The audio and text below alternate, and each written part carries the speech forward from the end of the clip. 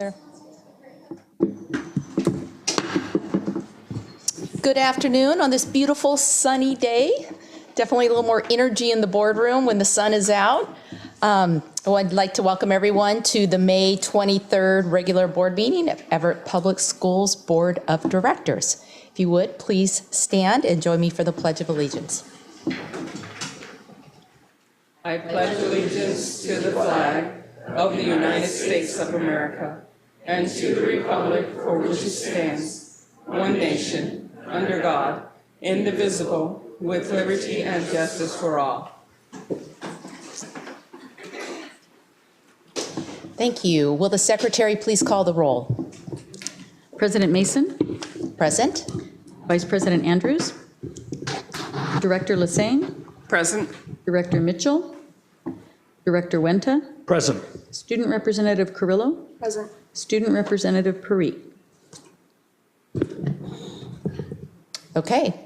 I'm informed that Director Andrews has a board meeting at her place of business and will be a little bit late as a result of that. And Director Mitchell notified us that her daughter's physician's appointment, yes, ran a little bit late and she's caught in traffic, and both will be here as soon as they can. Thank you. Okay, first item of business is the adoption of the agenda. Dr. Cohn, will you please introduce it? I'd be happy to. Consistent with the plans established at your 2016 Summer Planning Workshop, tonight's agenda contains several elements related to both the district's strategic plan and the board's annual goals. There is a segment this evening for routine business, a segment for recognition, a segment for strategic progress reporting. There's a segment for new business, one for upcoming agenda items, and one for board comments. Since publishing the agenda to the board, the following items have been updated. 7.3, approval of monetary gift from Penny Creek Elementary PTA, was updated with a more detailed packet to better illustrate the gift's purpose. Item 8.1, the superintendent's report, will be updated during the meeting as is customary for regular meetings. The board may elect to change the order of business by a majority vote of the members, and I note that this is not the point in your agenda to request items be removed from the consent agenda. That occurs a little bit later. In all other respects, the agenda is as it was published to you, and we ask your approval thereof. Is there a motion to approve the agenda? So moved. Is there a second? Second. It has been moved by Director Wenta and seconded by Director Lassane to adopt the agenda. Is there any discussion? Hearing none, we will move to a vote. All those in favor, say aye. Aye. All those opposed, no. Motion carries. Okay, next, on to recognitions. I think we have a few folks in our audience tonight. First up, we will be recognizing Joseph Hoffman, sophomore from Cascade High School, who was recently appointed to become the new student representative to the Washington State Board of Education. Dr. Lancaster, may you please introduce him? I'd like to invite Joe and his principal, Kathy Woods, up. We are very excited and proud about Joe being named to the State Board of Education as the Western Washington representative. I'm going to let Principal Woods talk a little bit about Joe, but I want to tell you, when he was recruited by the staff members Darcy Cooper and Kelly Rogers, he was very excited. He filled out his application diligently, and then he got invited to be one of 4 people to do a presentation to the State Board. So it was pretty high stakes. So Joe went in and his presentation addressed how to help students of poverty in our schools. So a really meaningful presentation. They were so impressed. They said, please join us. You are just what this group needs. And he will be spending the next 2 years representing Everett and all of the students of Western Washington on the board. He has attended his first meeting already, was very excited to be flown out to the Tri-Cities, I believe, and then he will be sworn in July.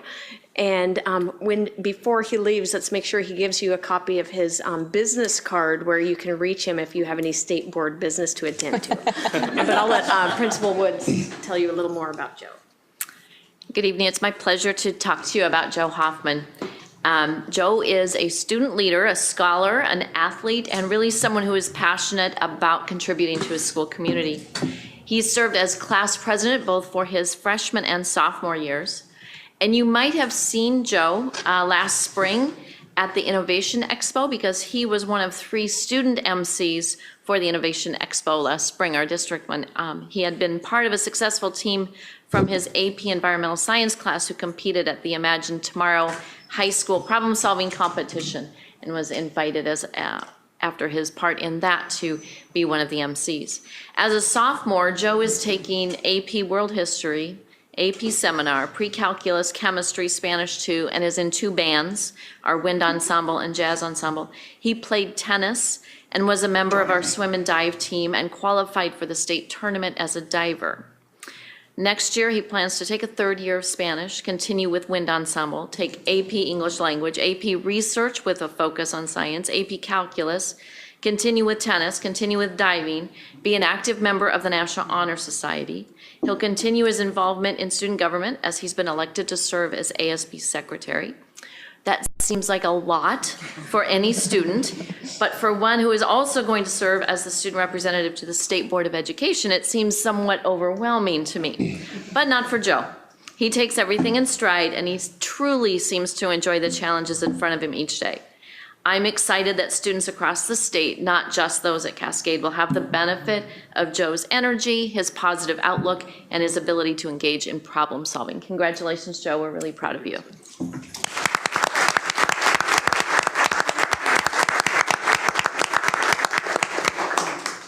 Good evening, everyone. Thank you so much for having me this evening. It's an honor to be recognized in front of you all today. I would like to say a large thank you to Cascade leadership for really teaching me what it means to be a leader. I've been a part of Everett Public Schools since kindergarten, and throughout my years here, I've been shown so much support in all of my endeavors, and I'm very thankful for that. I would also like to give a big thank you to my family, my dad, and my mom. My mom is over here. Can you guys come up, please? Can you come up, please, Dad? Can you come here? Just stand. Yeah. Okay. Sorry. Sorry, I'm hard of hearing and so this is my dad, Brad, and my mom, Lerma. I'd just like to give a big thank you to them because throughout all of my years, they have given me so much support and supported me in anything that I have done, and I'm so thankful for that. And I'd also like to thank my ASB team for coming to support me today. I'm also very thankful for them. I'm so blessed to have this opportunity to serve students around the state. I think it's so important because I feel that students are the future. And I'm just blessed to have this opportunity. Thank you so much.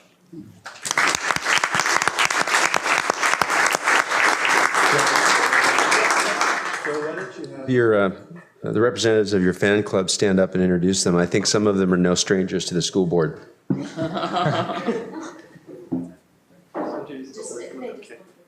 Hi, I'm Zach Demars, Cascade ASB treasurer. You've all seen me before. I'm Connor Robinson, ASB secretary and ASB president-elect. And I'm Raina Lefebvre Clark, and I'm ASB president until Tuesday. Thank you for coming and supporting Joe. Photo? Yeah. Yeah, so come on up to the front here. Right there.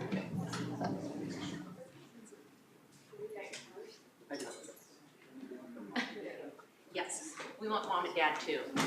Or do you want to do one picture and then, or maybe someone can camera for you? Yeah, come on in. Is it easy? Halfway? Back up there and switch it.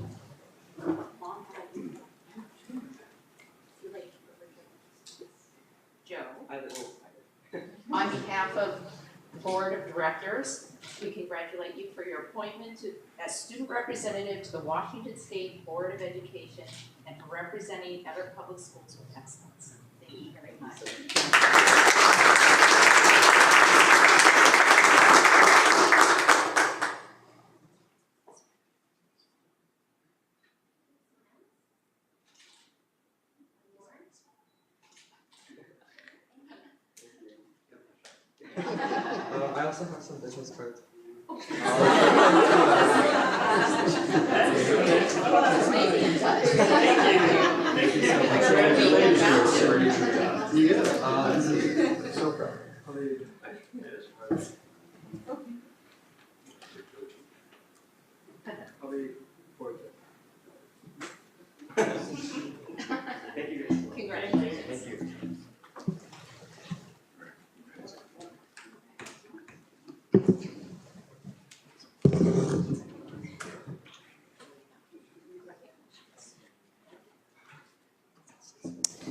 Okay, next up, our second recognition is to celebrate the recent success Jackson High School's Technology Student Association. Mr. Fleckenstein, may you please introduce them? Yeah, good evening. If I could have Assistant Principal Nikki Casero and the TSA team come on up. Yeah, you're part of the team. Can't forget Druvik. I can't forget you. I know. Come on up. There you go. You're taller than everybody, Druvik, so we can see it. Well, it's with great pride that I present the Jackson High School Technology Students Association team, who, after a very distinguished level performance at our state competition, earned their way to Orlando, Florida to compete at the national level. And I would like to introduce Jackson High School Assistant Principal Nikki Casero, who will recognize the TSA students. I am delighted to honor the Jackson High School Technology Student Association, also known as the TSA. Thank you to the school board and Dr. Cohn for your generous support of our club and the investment in STEM. Under the direction of their advisor, Judy Baker, our association is sending 24 students to the national competition in Florida at the end of June in 10 different categories, ranging from architectural design to technology problem solving to promotional graphics.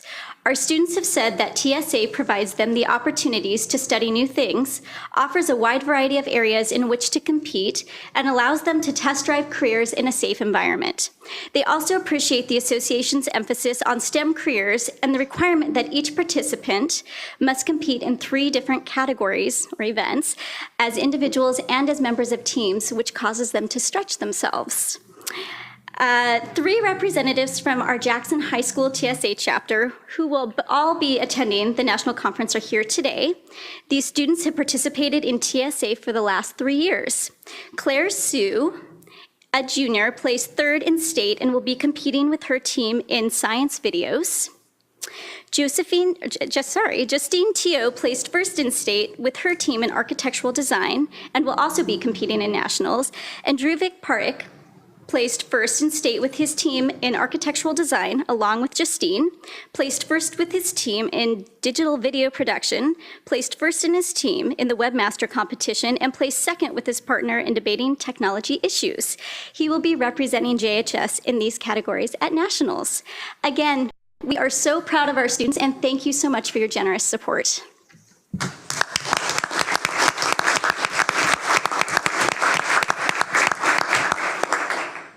Like to say anything?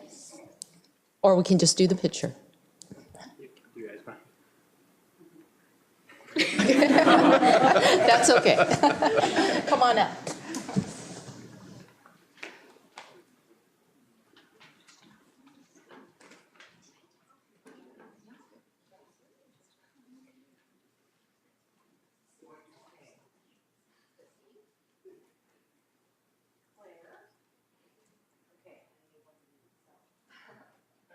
Congratulations for being a finalist in the State Technology Student Association competition and for representing Everett Public Schools with excellence.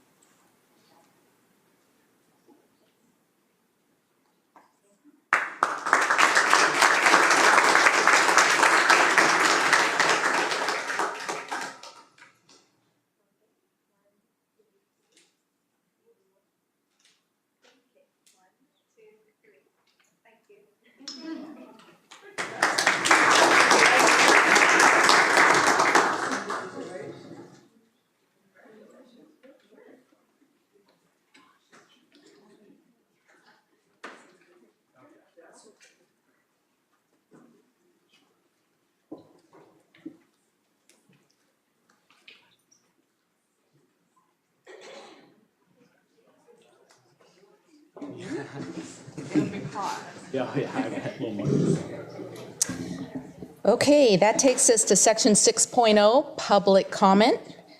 Dr. Cohn, are there any public comments for this first section? Yes, indeed. Okay. The school board sets aside 2 times during the regular board meeting to hear from our constituents. We do this because we value public input and want to hear and understand the perspectives you bring to the table. The entire board welcomes you to the public meeting. It is important that you understand how this portion of the school board meeting is conducted. There are 3 reminders to those who may not have attended a board meeting before. 1, the superintendent will call you to the podium to speak in order which you signed up tonight. Each speaker has 3 minutes. All comments are recorded, which will be made available for future viewing by the board and public. 3, the public comments part of the agenda is for the board to listen to what you have to say. It is not for debate or discussion. Dr. Cohn, who do we have this evening, please? We do indeed. This evening, we have a request to speak to the board from Allison Warren Barber. Allison represents the United Way of Snohomish County, a business located in the district, is a resident of the district, and is a proud parent of students in the district. The green light will signify the start of your 3 minutes, the yellow, a 30-second warning, and the red, something else. I'm sure we'll hear what it is in a minute. I have my green. So Allison Warren Barber, as Dr. Cohn said, I'm the CEO at United Way of Snohomish County, and I brought along with me today our prize patrol. This is a surprise, one of the good ones. We are so happy to and privileged to be able to bring Everett Public Schools our Best in Class Award from United Way for the 3rd year in a row.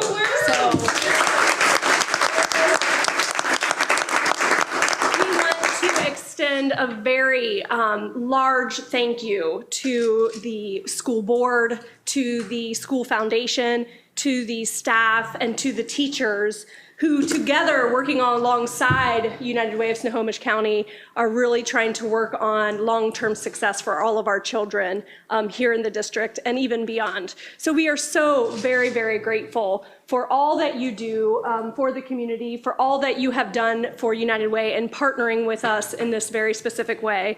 And we're looking forward to continuing this great partnership. And again, your United Way is really focusing now on children birth to 8 years old, which, as we understand it, you may know a little about. So we are so excited because we are currently in the midst of bringing together collaboratives across Snohomish County, which consist of a minimum of at least 5 cross-sector partners. And we have funded 26 conversations that are those collaborative conversations going on across Snohomish County, of which, out of 26, Everett Public Schools is part of 7 of those conversations. So that is really impressive and really speaks not only to the great work you do in financially supporting this work that we both work towards and the goals that we're both working towards, but also to the future of our partnership together, which we hope to grow in many great and new and innovative ways. So thank you very, very much. We appreciate it greatly. Congratulations. Okay, go ahead. Yeah.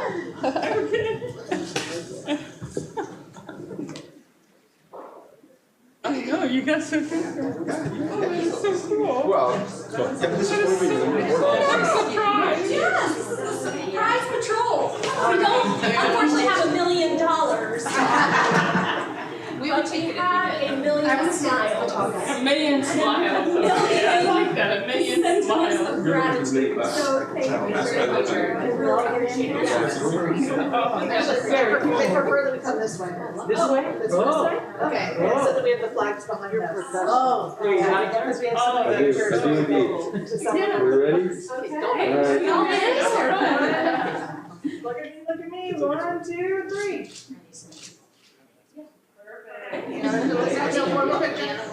One more for Leanne.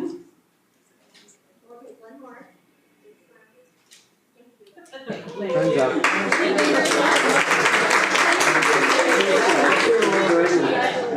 Thank you so much.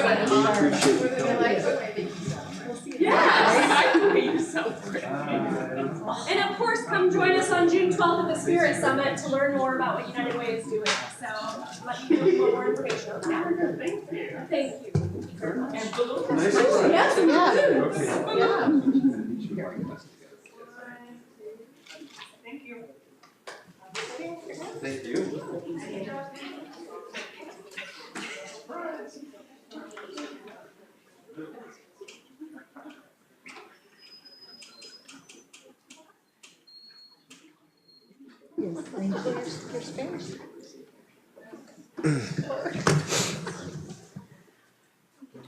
Oh, that was fun. It's always good to have balloons in the boardroom. We get to keep them. Okay, Dr. Cohn, we are on to your update. Please share. I'll bet you'd like to do the consent agenda Yeah, next. let's do that first. Okay. We're going to now do the consent agenda. Dr. Cohn, would you please provide an introduction to the consent agenda? I would be happy to. The board's consent agenda includes repetitive business items. These include, for example, meeting minutes, personnel actions, expense vouchers, and recurring contracts. Sometimes the consent agenda will include items that occur less frequently but are still of a routine business nature. The less frequently occurring consent agenda items are usually reviewed by the board in its Friday report 1 or more weeks before the board meeting when those items are scheduled to appear on the consent agenda. This gives directors time to ask staff questions about those items or to consider a discussion about the policy implications of any particular item. If a consent agenda item is removed by the concurrence of 2 directors, that item is placed in new business. We renumber the remaining items automatically, and the board votes on the consent agenda in a single motion. By definition, the consent agenda is not debatable. In the case of this consent agenda, the superintendent's office did receive inquiries regarding one of the gifts from PTA, and wanted you all to know that was able to answer a number of the questions, but not all of them, so I suspect we'll be having some action on that tonight. Therefore, I'd like to present to you the consent agenda as it was published for your approval. Okay, at this point, a motion to adopt the consent agenda is in order. So move. Is there a second? Madam President? Second and then discussion. Oh, second. I will second that. Thank you. Okay. It has been moved by Director Lassane and seconded by Director Wenta to approve the consent agenda. Does any director wish to remove an item from the consent agenda and place it in new business section of the agenda?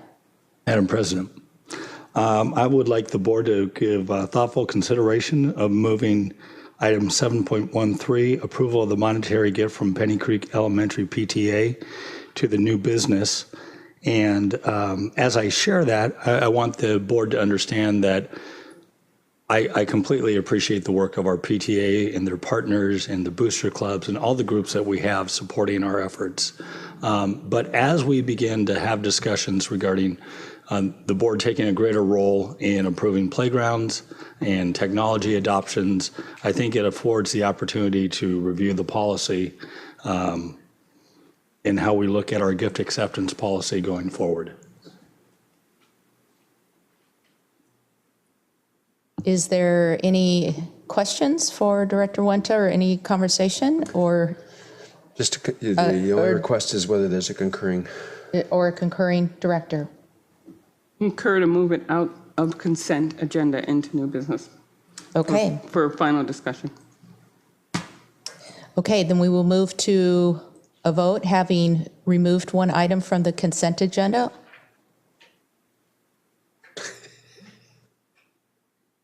If you vote it and she hits the button before I get it moved, it's going to approve it. So give me just a second. Technology, it's a wonderful thing. I've got to find, there it is. Thank you very much. And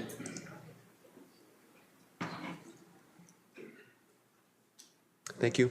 Refresh so that Thank we you. can see that. Okay. You may, yeah. All those in favor say aye. Aye. All those opposed, no. Motion carries. Okay, now we are on to the superintendent's report. Dr. Cohn. Absolutely. Let's see if we can shift over and get that up on the screen for you. The superintendent's report this evening contains, it's the lighter version of the report since you don't have the community visits and such. This title page is includes a picture of County Councilman Terry Ryan. He visited Cedarwood Elementary School so that the school could thank him for the grant that he helped obtain for the school's playground. The PTSA president presented Councilman Ryan with a certificate of appreciation, and the councilman spoke with fifth graders about the way county government supports and addresses county needs, I'm sure especially elementary schools.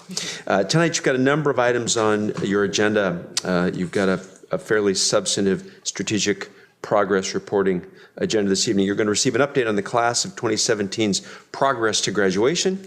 Each high school has engaged students in so many ways in preparing for graduation, and you're going to get to see where we are in that process, and you're going to hear a little bit about some specific strategies and interventions that are taking place to assist students in fulfilling their graduation requirements. We're also going to spend a few minutes talking about post-secondary enrollment patterns. You're going to receive an update on data for the classes of 2005 through 2014, and you're going to see some information about perceptions that students hold with regard to preparation for college and career. I think you're going to also receive some information about the high school and beyond plan work and the Naviance product, and some information coming from Naviance. We've got some pretty good news to share. Again, I want to thank Mr. Moore and his team, and in saying that, I recognize that people all across our district have a role in ensuring that the resources that the community provides us are handled respectfully, that we account for them well, and that we use transparency in our planning and expensing and then reporting processes. I want you to know that this was the third year in a row that our state auditors have used very, very complimentary language in concluding the audit process. So a couple of the board members, actually it was the executive committee this go around, that met with the audit team, and we went ahead and showed you some of the statements made by the audit lead. As you know, we're one of the few districts in the state that uses full GAAP accounting, which makes the process considerably more complex, more involved. And we also publish a document that reports far more extensively the district's financial picture. It's called the Comprehensive Annual Financial Report. We call it the CAFR for short. I want you to know that the auditors were complimentary all the way around. One of the other statements that was made in the process was that the district staff are dedicated to producing high-quality financial reports and showed great professionalism and knowledge, and that the staff foster a strong culture of internal controls, and the administration closely monitors financial activity at decentralized locations such as schools. This is another step in the district's history of very fine planning, reporting, and audit results. The auditor was, I have to tell you, as complimentary as I've ever seen them, and there were no suggestions, no instructions, none of the typical you should do this or you should do that in the documents that they presented. So I want to congratulate the entire team. The final results, I think, will be available on the website this Thursday, as I understand it, and you'll receive them in either the Friday report, or we'll put them on the consent agenda for I guess we would call it acceptance by the committee of the whole. Thank you very much, Jeff, and thank your team for all of us. I want to recognize a number of students. 39 students received awards. What? They're here. They're there.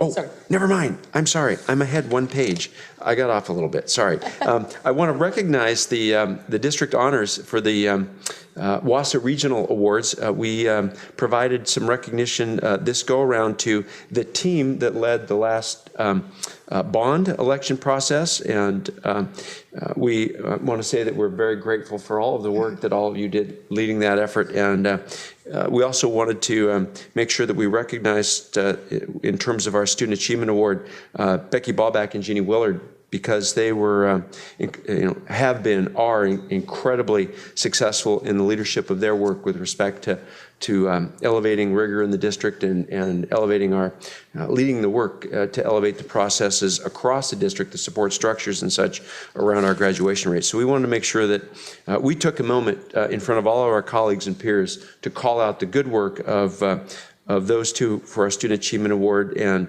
Jared Kink, Michelle Nims, and Caroline Mason for that Community Involvement Award. So thank you very much. We'll take a moment to echo that thanks.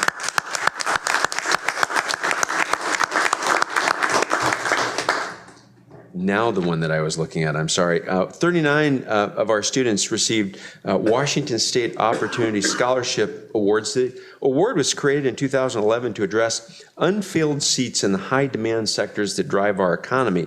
It's areas like aerospace, engineering, technology, and healthcare. It also addresses rising tuition costs in Washington colleges and universities. It's a true public-private partnership as state businesses and the legislature partnered to establish the scholarship. It's aimed at low and middle income students who are pursuing high-demand majors in STEM areas. The annual award amounts range from $2,500 to $7,500, depending on their class standing, and they're renewable for up to 5 years, depending on their credit situation and continued eligibility.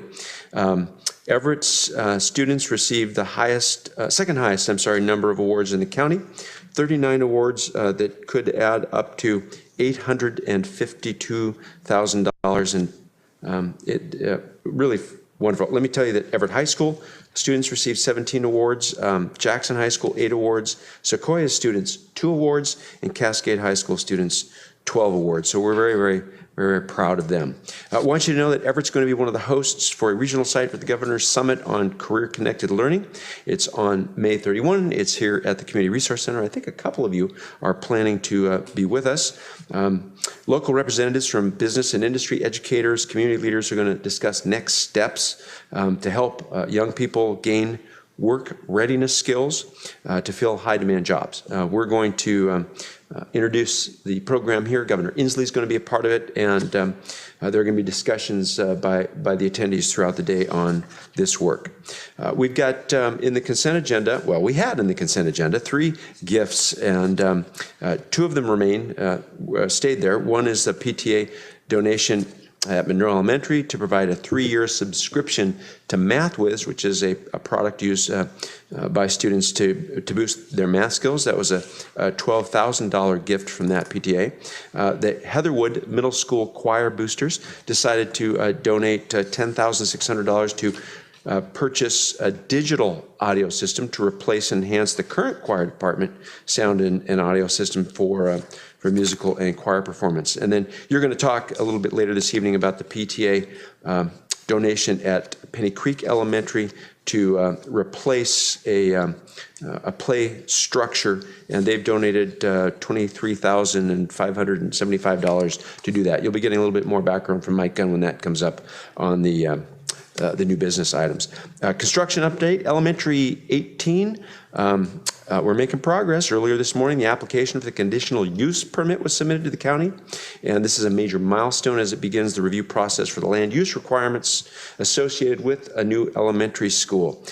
District staff and the design team also have recently focused on the phasing plans for North Middle School. These include the installation of portable classrooms, which will come in fall and winter and provide space to support student learning while the modernization work is underway. So lots of activity in our construction area. You've got a couple of meetings coming up. You've got a regular school board meeting on the 23rd. Yes, you do. Yes. So in case you forget, we wanted to remind you of that. We're here now. I'll edit that before we post it. Superintendent Scholar Award ceremonies, May 24. There's a retiree recognition ceremony on the 25th. And there's also a PTA Council Awards that evening, and I think that's also the special meeting for the final evaluation of the superintendent. You've got a special board meeting on the 30th, and your next regular board meeting is on June 6th. That is the superintendent's report. 30 seconds to spare. Thank you very much. Nice job.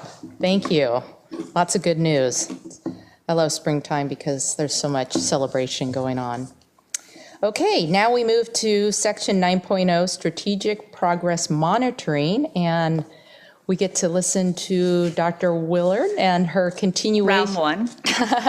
Round one, but the continuation of all the good work that she was recently recognized for. So please take it away. Thank you. Well, this is the season. Graduation is upon us, so it's always exciting to share this report, much of which you very much know already. So with that, you'll be seeing our graduation rates from the class of 2015, which is our 5-year rate, and the class of 2016, which is our 4-year rate, which I know you already know about. Lots of progress for our current graduating seniors, the class of 2017, and then many systems of support that we have to ensure all of our students graduate on time. We are focused on 100% of our students graduating. And with that, you see us getting closer and closer to that being realized. So with our class of 2015, our 5-year rate reached 94.7, and our 4-year rate for the class of 2016 is at 90.9%. Again, like many rounds of being up here, we're far above the state, and we just continue that work with the state, of course, but we're getting closer to 100%. So with that, we've had a mantra of 120-0, getting the next 20% to graduation, and really we're talking about 10%, and when we look forward, you're gonna look at a lot of 5% and 2%, because that's where we are in many respects. So 10% would get us to 100% overall. And if you were to break apart our graduation rates by high and middle income and low income and compare those two graduation rates for the class of 2016, you would see that the difference there is 10%. We have work to do there, and we keep closing that. It keeps getting smaller. When we talk about our subgroups, we've been sharing this historically around our 5-year rate, where you can see over many, many years when we had extended rate, and then our 5-year rate, where largely we've been up year after year, where you see some declines for the class of 2015 are in some of our smallest groups, such as our American Indian students, and then also for our African American students. Then in some larger groups, you also see some small declines, and that's in our low-income students and our English learner students. Again, overall, a lot of growth, and we continue that. Again, when we talk about our graduation rates and closing that gap, if you look school by school, these get even smaller. So when you look at Cascade, it's certainly less than 10%, and if you look at the 5-year rate, we're talking about less than 3% to get to 100%. For Everett High School, the same is pretty much true. We're less than 10% to getting there, and we're less than 5% when it comes to our 5-year rate and getting to 100% of students to graduate in that 5-year time period. For Jackson High School, we're talking about less than 2% to getting our 5-year graduation rate there, and we're within 4% for the 4-year rate. Sequoia, with its smaller population, pulling from all over the district, we see ups and downs, because that's what happens when you have small numbers that are reported. But on the whole, we see very successful graduation rates, especially when you compare them to other alternative schools. And again, it's a strange graph because of the small numbers, but you can see the huge gains in our 5-year rates there at 71.2%. And even though there's a decline, we're talking about a handful of students, and we continue to do that hard work. For our current graduating class, we'll talk about what it takes to get to graduation with our current group. So currently, the requirements for the class of 2017 are 22 credits for graduation.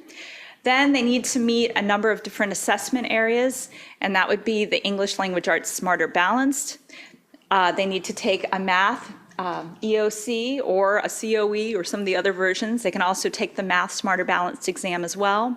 And then, at least for now, we have the biology end of course exam also as a requirement for the class of 2017. In addition, students also complete their high school and beyond plan, which is completed in the College and Career Readiness Seminar or any of the alternatives that go with that.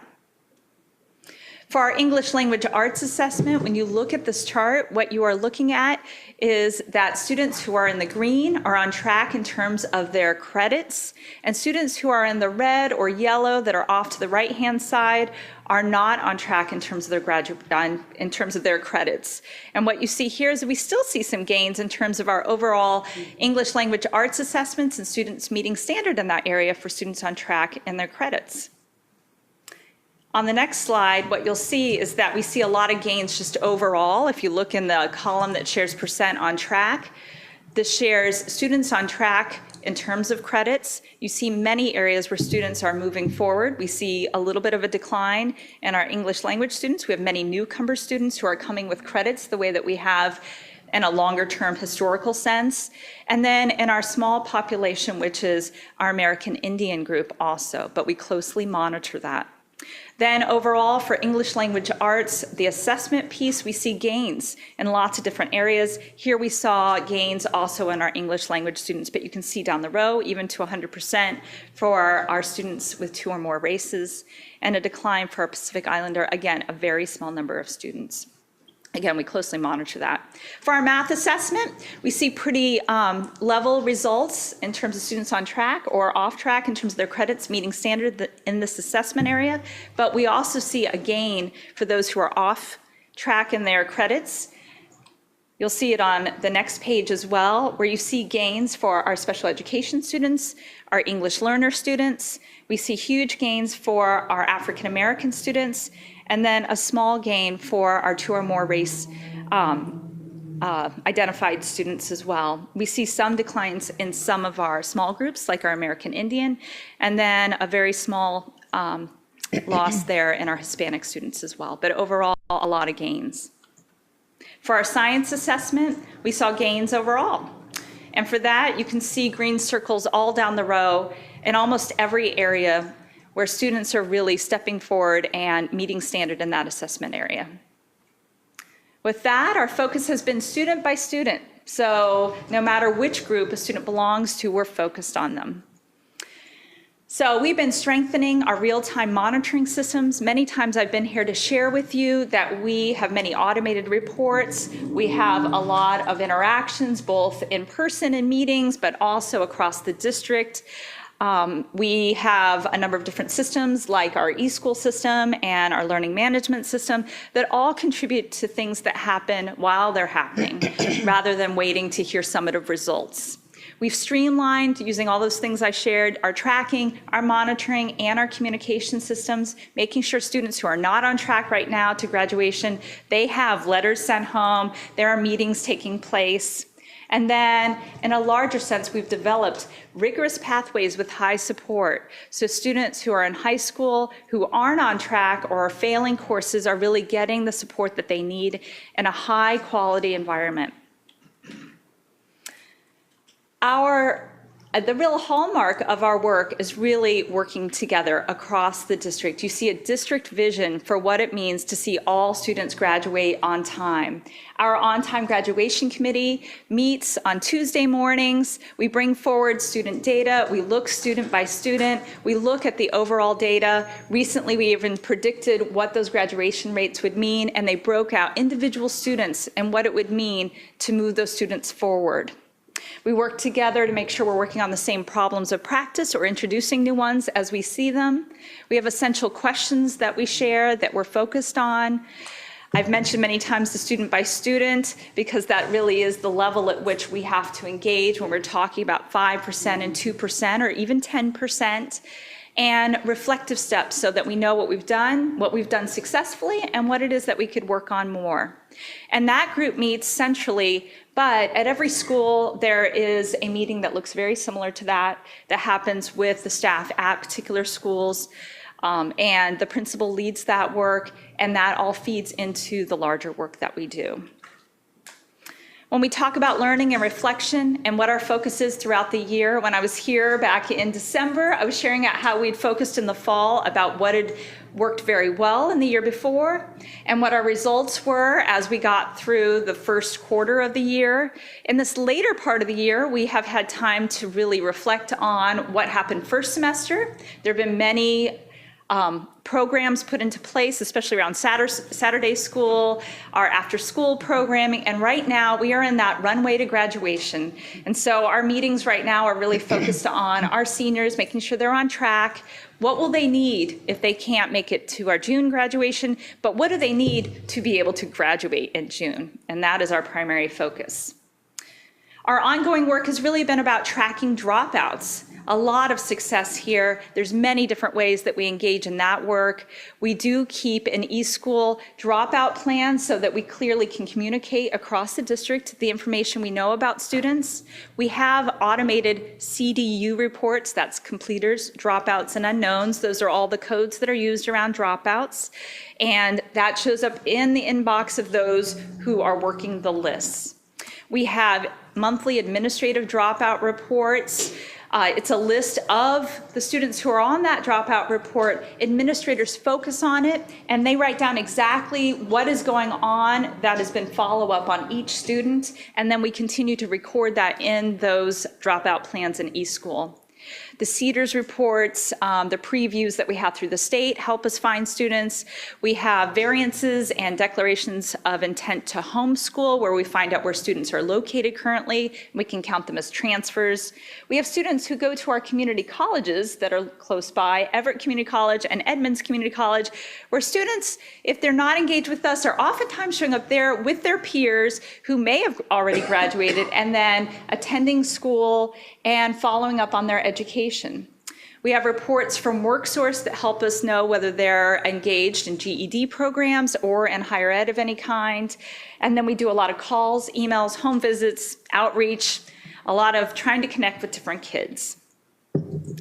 The result of a lot of that work you can see in this table, where over many years we've time-stamped, and this year would be our lowest in terms of the dropouts we have on record at 113. So we have not been at that. I had a small celebration with Kelly, who I think is back there, who said we are at the lowest she's seen in her time as Sequoia principal, but it's true of all of our schools right now because they are all focused on this work.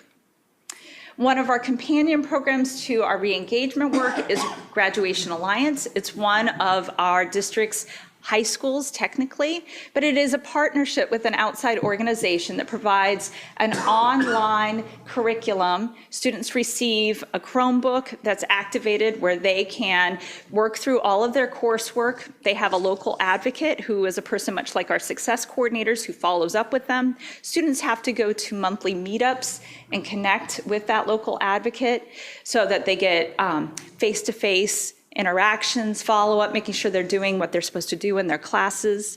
We're in our fourth year of that implementation. We've had a few hundred students go through our program. This year, we've had 60 enrolled. And when this board presentation was put together, we had 10 graduates, but in that time, we had 2 more graduates. And I want to just point out that in that data, even though I wish it could be all 60, they are often students who start the program with 0 to 4 credits, and it takes many years to build up to the 22 credits that are required to graduate in the district at this time. So, but they are making progress, they are attending, they are definitely earning a lot of credits through that process. We also have created a discipline academic program, which is a piece of the larger system in supporting students. We have students who are out on long-term expulsions and suspensions, and rather than them not being served directly through us, we have instilled a very small program where students who are in grades 8, 9, and 10 meet with a re-engagement specialist. It's actually located over at the athletics building, and we sometimes use actually Graduation Alliance as the curriculum, not the program that I just discussed, and many of the other kinds of curriculum that we serve in our regular school, Springboard. We use Read 180 as we've had it. We have used other online pieces depending upon where a student is and where they need to receive intervention services to keep them on track and to continue their education with an adult who's really monitoring that work. Again, when this was published, there were 5 students, and here at the end, we have had some more students in our discipline academic program. We're actually up to 10 right now. It's a lot of intensive work with those students. With that, they meet Tuesdays and Thursdays with that person, and there's a lot of complementary programming. So in addition to meeting there and receiving one-on-one services, we really engage them in the community and with their peers. And since they often can't return to school for a while, they're involved in perhaps being at the YMCA to get their physical fitness in. Sometimes we've had them in special dance classes or whatever will get them re-engaged in schooling and feel connected.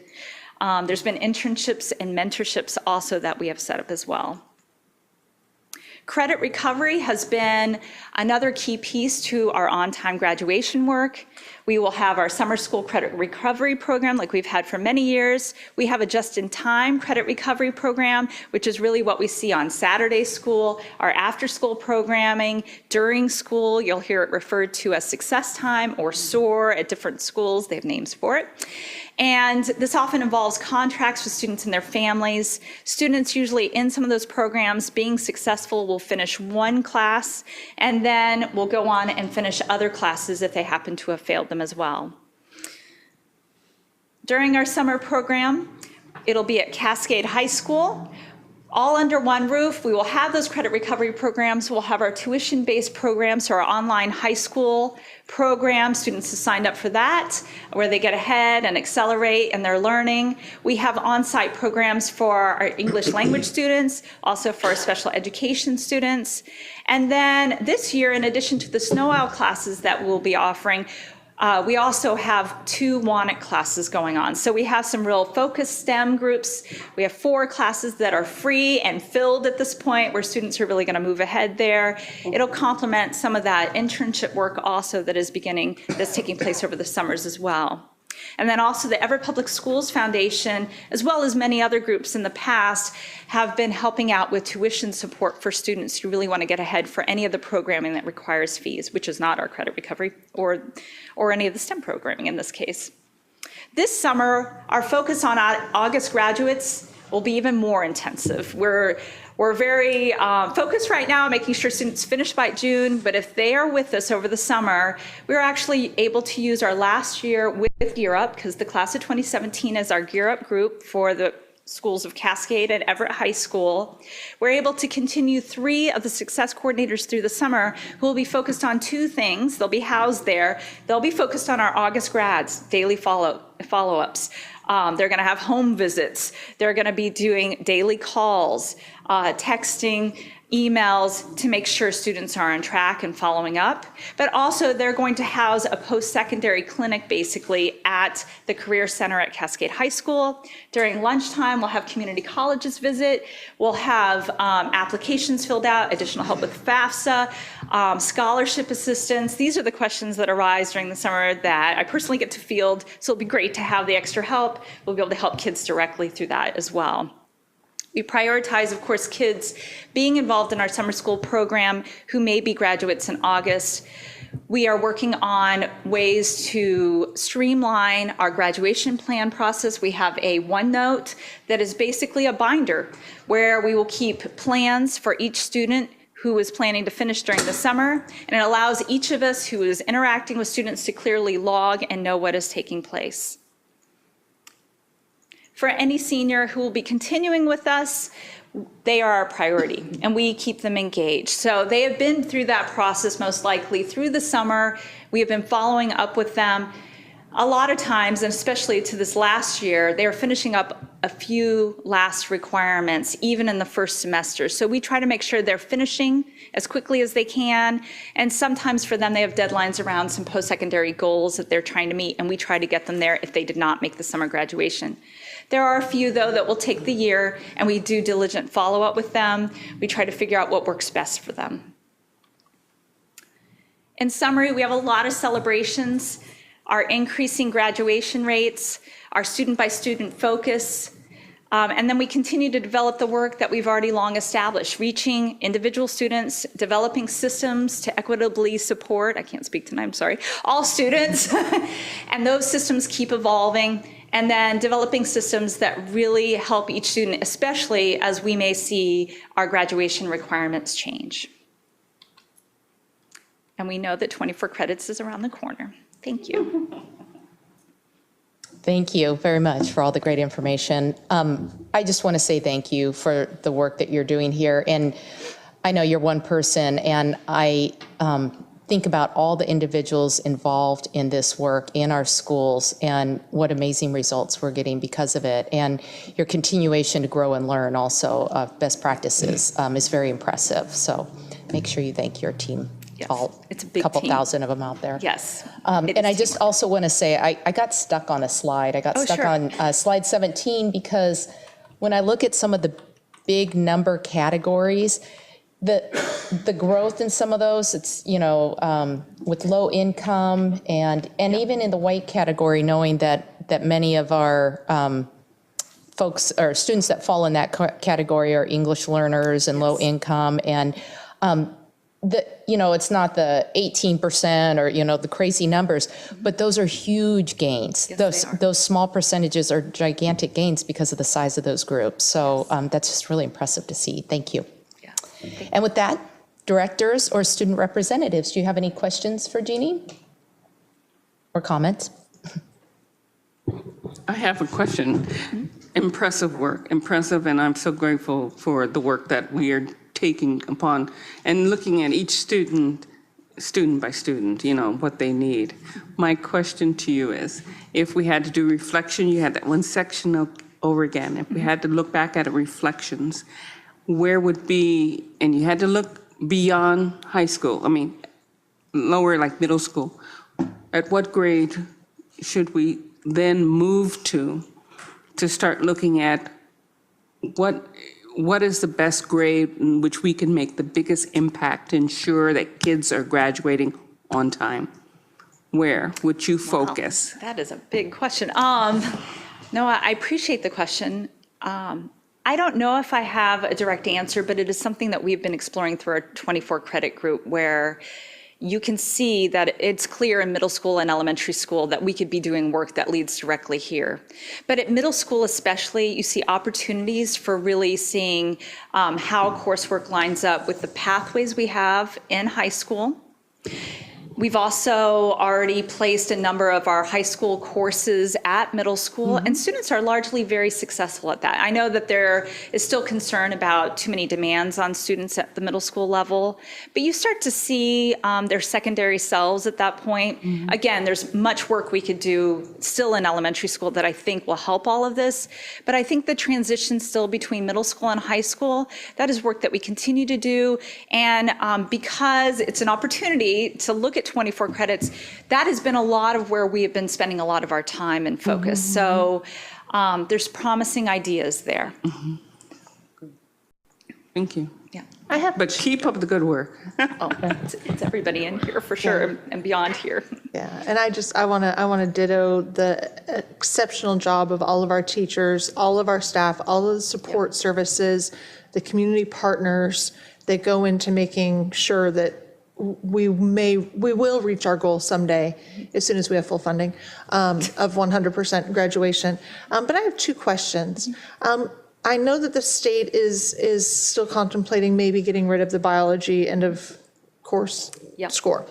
But with that, with our high, I know you're not Catherine Matthews, but with our high science scores we get in 5th grade, again 8th grade, and I guess that is a question for the back of the room, but are we missing something in the smarter balance assessment, math curriculum, and then that biology end of course?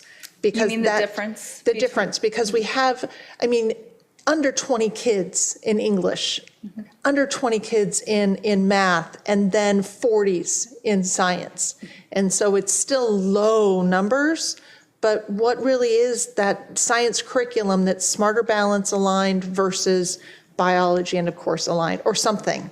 And I don't know if that's too big. It's too big for you, but it's just sort of it's an aha that I saw this. One of the pieces that I've seen, and you can see it in this data, is that once we've established an assessment, we get there. Okay. And so when you look at the English language arts and you look at the math, the gains are very small because we've put a lot of effort and systems behind that. You may know that the last 2 years before the class of 2017, that the biology was removed as a requirement. Okay. So you lose some of that momentum. Okay. And then we lose the learning that we have when it's actually been in place. Okay. So when we aren't worried about giving it and kids don't need it for graduation, and I'm not here to emphasize that it's needed for graduation, I'm just simply saying that once we have it established, we find out what it is that kids really need to do to be successful there. We learn through what kids are experiencing. So what I think you're seeing there in part, and it certainly could tie into the bigger piece about the curriculum and so forth, is that we haven't had it continuously where we can fully address it the same way. And there are many other pieces to it, and I'm not trying to minimize them, but I've seen it in the other assessments with the changes when we did the HISP and so forth. We had some similar events that it's just what, what's happening with the curriculum. And then my second question is about the Graduation Alliance. Is that program only for Everett students to track them down and find them? Or is it also something that youth who are residing in Everett that might be from out of district but come here to live in whatever their circumstances, can they access a program like that as well through us? Or do they need to go back to their home district? They would need to go back to their home district. So students who enroll in Graduation Alliance Everett are Everett Public Schools students. That being said, we have had students who, when they're re-engaging, do live here, and part of their re-engagement process is they go to their home high school. They meet with a counselor that they would have been assigned to, and sometimes in that conversation, and more this year especially, students are requesting Graduation Alliance. And so there's a conversation at the very beginning that is a placement for them. Perhaps they were failing somewhere else, they returned home to live with family members. There's lots of situations like that where they are technically in our service area, but we also move them through to make sure that we haven't lost an opportunity to go back to a regular high school. Do our neighborhood districts have this in the county, this program that if they re-engage with their counselor, they can get the Chromebook or whatever the program is? It's a handful. Yeah, but It's not all of them. Because I'm just trying to figure out, it's that, how do we get to that 10%? And I think it is our kids that are couch surfing and not showing up at Kelly School. And how do we reach them? So thank you. Thank you so much. No problem.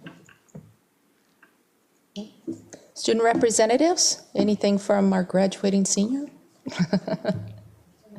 I thought you were gonna have a question. So I want to say thank you for the different, the ways and all the programs that are available for students, especially as a senior this year. It's good to see that a lot of people I know will have a chance to graduate and that there's programs for them. But I was wondering, a curious question. Will any of the programs or the length of time they last, will they change when the implementation of 24 credits is applied? Because I know it's different. You said on the Graduation Alliance, it takes quite some time. But that's only 22 credits. Will it take even longer for students to graduate with the 24 credits? Are you talking about just in Graduation Alliance or overall? Overall, actually, I don't think that will be true. I think that what we're working on is to ensure that students do get to 24 credits in those 4 years that we would expect that.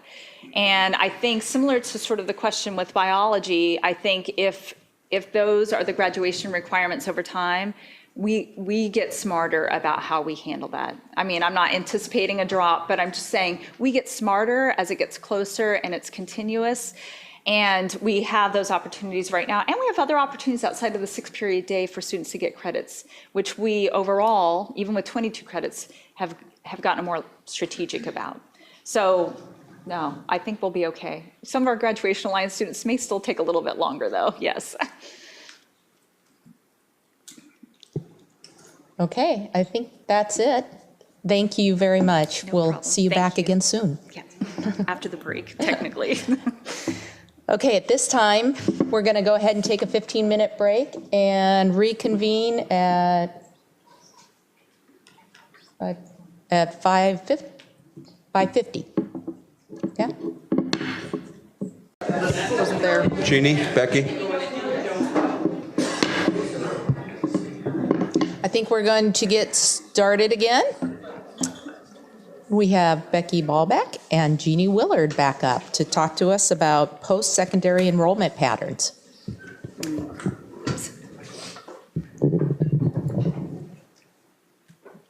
you want to stay up here for most of it, or wait? We're just organizing, sorry. Oh, that's right. She had a few slides to go. I thought They're she'd fighting over who relax. goes first. Yes, I know, I'm ready. With that, this is the companion piece to the last report I gave. So we work on, of course, graduating every student on time, but our next step, and it's a through line, is really ensuring every student has a post-secondary plan and tracking as far as we can about post-secondary options that students actually take up. So this report is really around post-secondary enrollment patterns for the classes of 2005 through 2014, where we have very comprehensive data. That's why it stops there. To share with you the plans for our current graduating class, to share with you our FAFSA completion rates for the last 4 graduating classes, and then to share with you, and Becky will have that honor, to describe our post-secondary enrollment systems of support. We continue to ensure that all of our graduates graduate with their post-secondary plans and that we've assisted them in doing so. So with that, I will be sharing our post-secondary enrollment patterns. This is around the classes of 2005 to 2014, the types of institutions, the indicators that students, that we have student data on for the class of 2014, the post-secondary enrollment and progress for our class of 2009, and they are used because we have 6 years of college data, and 6 years is on-time graduation for college completion. Then we will be able to share our plans for post-secondary enrollment around our class of 2017. Our data comes from our Navient system. The high school and beyond plan survey that students are completing currently is used to inform this report. We'll be able to share our FAFSA completion rates to date, and then again, our enrollments, our post-secondary enrollment systems of support. So with that, when we look at many years of data, the most complete data that we have comes from an organization that you can actually find on the OSPI report card. It's managed through the state. It's called the Education Research and Data Center. We call it ERDC. And they pull from many different sources, including OSPI, so that they know who has graduated. And so that's their baseline. And then they add to it some of the data that we've had in the past, but other data that we don't have direct access to, such as the State Board of Community and Technical College data, so enrollment there. Also, the public centralized higher education enrollment system. We do not get direct reports from them, but they do through ERDC. And then we have for a very long time the National Student Clearinghouse data, which primarily gives us data on whether students are enrolled in 4-year universities, and that includes private and out-of-state schools. The story of our post-secondary enrollment is one of slow and steady wins the race. So here we go with our 64% post-secondary enrollment for the class of 2014. And hidden in there is a larger number of students than we had seen in the past, because as our graduation rates go up, it becomes the number for which the percentage of post-secondary enrollment is based on. So when we have higher numbers of high school graduates, and still the same rate, it's hiding the fact that there are actually more kids that are attending after leaving high school with us. With that, when we talk about our kids going on to colleges and universities, most of our students are staying very close to home. This shows both Everett Public School students, the district, and students across the state. And what you'll see there is more than students across the state, our students stay close to home. And you would know that because many of our kids are going to Everett Community College, which is close to home, University of Washington, especially University of Washington Bothell, and many other institutions that are close by. This is a chart that shares 2 parts, one of which is that half of our students, 51% of our students who graduated in the class of 2014, went on to 2-year institutions. And those are all marked by the sort of dashed colored area. And then 49%, the other half of our students when they graduate, are going on to four-year institutions. So within each of those, what you can see is that for our two-year institutions, Everett Community College is the largest provider of post-secondary education for our graduates, and they make up nearly 30% of our overall post-secondary enrollment. And then after that, the next in place is really jumping to the University of Washington with 15% of our graduates. So it jumps over to our four-year institutions. Largely, this pie chart has not changed over the course of the data that you would see from ERDC. So from the classes of 2005 through 2014, it looks very similar, except that we are seeing increases that are kind of hidden in this chart in our four-year institutions. So last year, this was 53% going to two-year institutions, and it was 47% for four-year. So students are shifting in terms of overall moving to four-year institutions in that data. Can I ask, is the University of Washington, is that Bothell and Seattle combined? It's and Tacoma also, all in that data. Not that I'm expecting that to be a large number in that subset. Okay, yes. Thanks. So from there, the ERDC gives some great breakdowns in terms of subgroups and how they're performing. This is one of those charts where if we break it out by race and ethnicity, you can see discrepancies in different groups of students. Of concern are really our Hispanic students, where 45% of them are not going on to enroll in a post-secondary institution.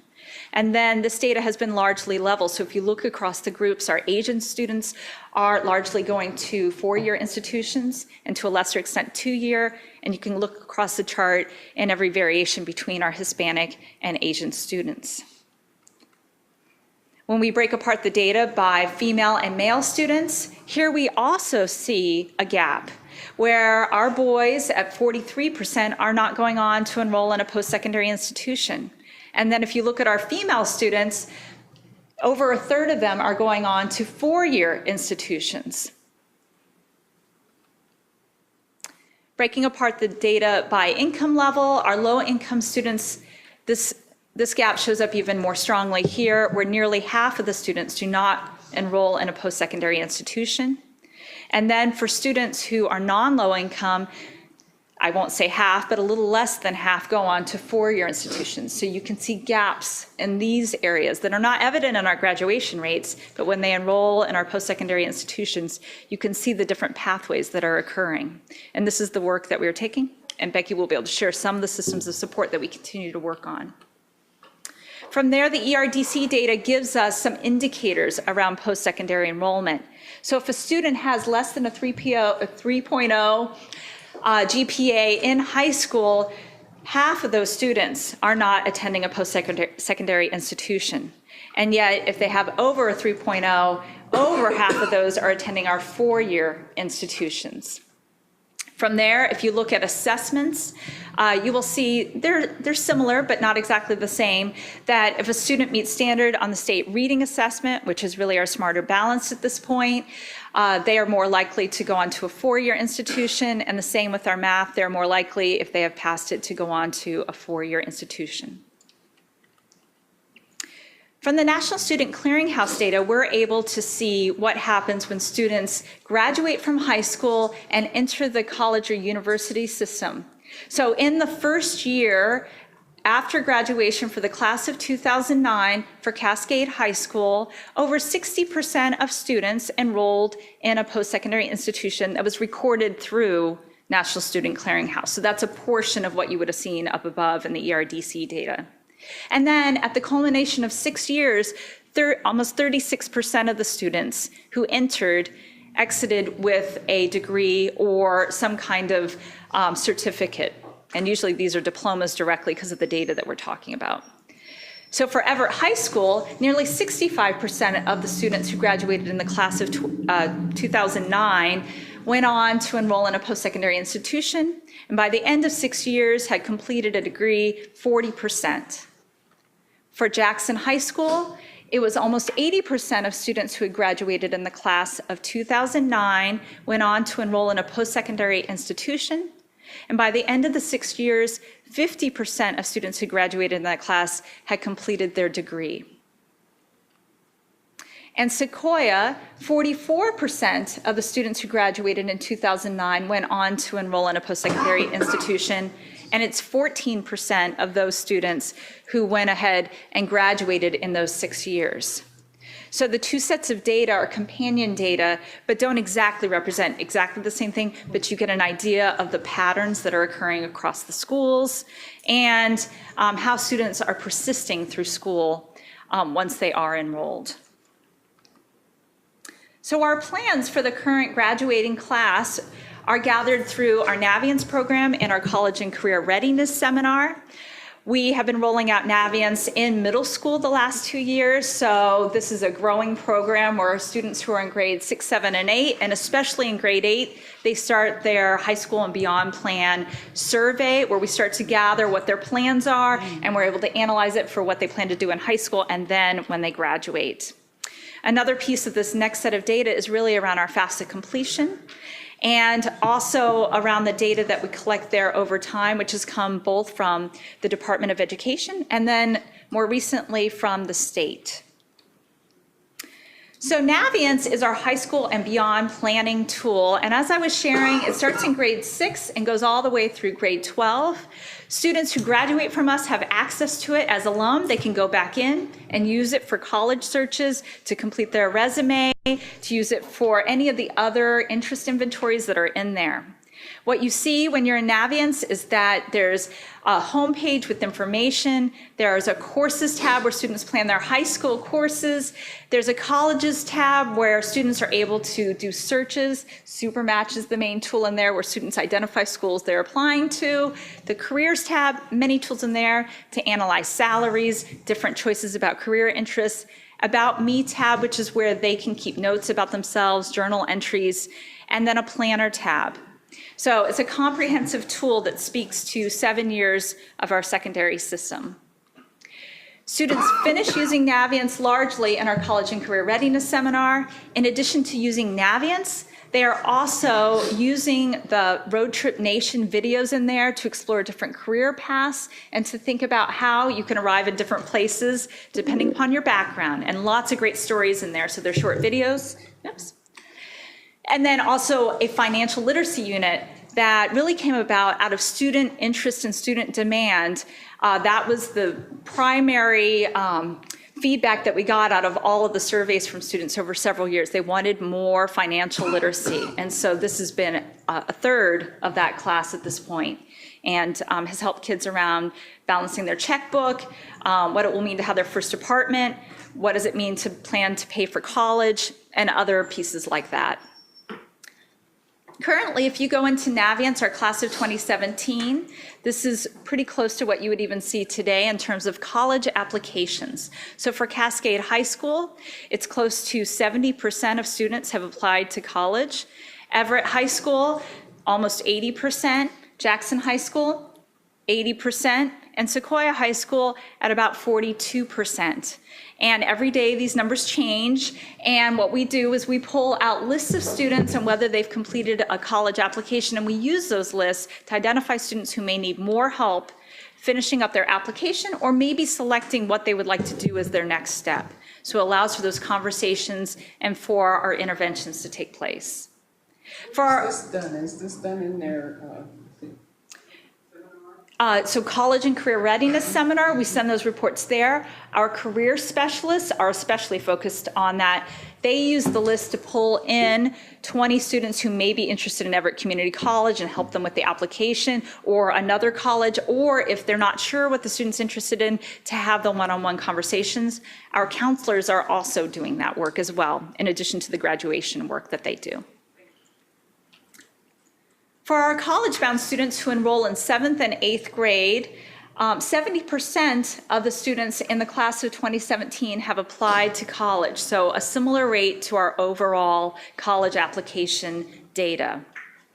When it comes to students who are currently applying to college, what you would see of a week ago is that the number one place where they're applying to right now is Washington State University. Last year it was University of Washington on this list, and just like last year it was Everett Community College in second place. Students are often applying to Everett Community College later. They will do it now. They will do it over the summer and still attend. Whereas a student who may be applying to a four-year university may be applying to several and then making a choice about those schools. So the data shows some of that activity as well. And then you can see our usual suspects down that list of the schools you saw on the pie chart as well. So from our high school and beyond plan survey that our seniors are doing, they actually complete it once, sometime between September and April, and then currently in May or June, we ask them to do it again. I'm sure they're like, why are we doing it again? But we ask them to do it again because it tells us more about their plans. In October, if they fill it out, they may say, I'm thinking about applying. When it comes to May and June, they can tell us more concretely where they've applied, and they can request final transcripts through the survey, and they can be a little more specific about what their real plan is. And then again, we can also identify students who don't have a plan and use that data to act on. In that survey, there's 15 questions. It speaks to their post-secondary plans. It gives some reflective responses, and then also gives us some contact information so we can do some follow-up surveys with them.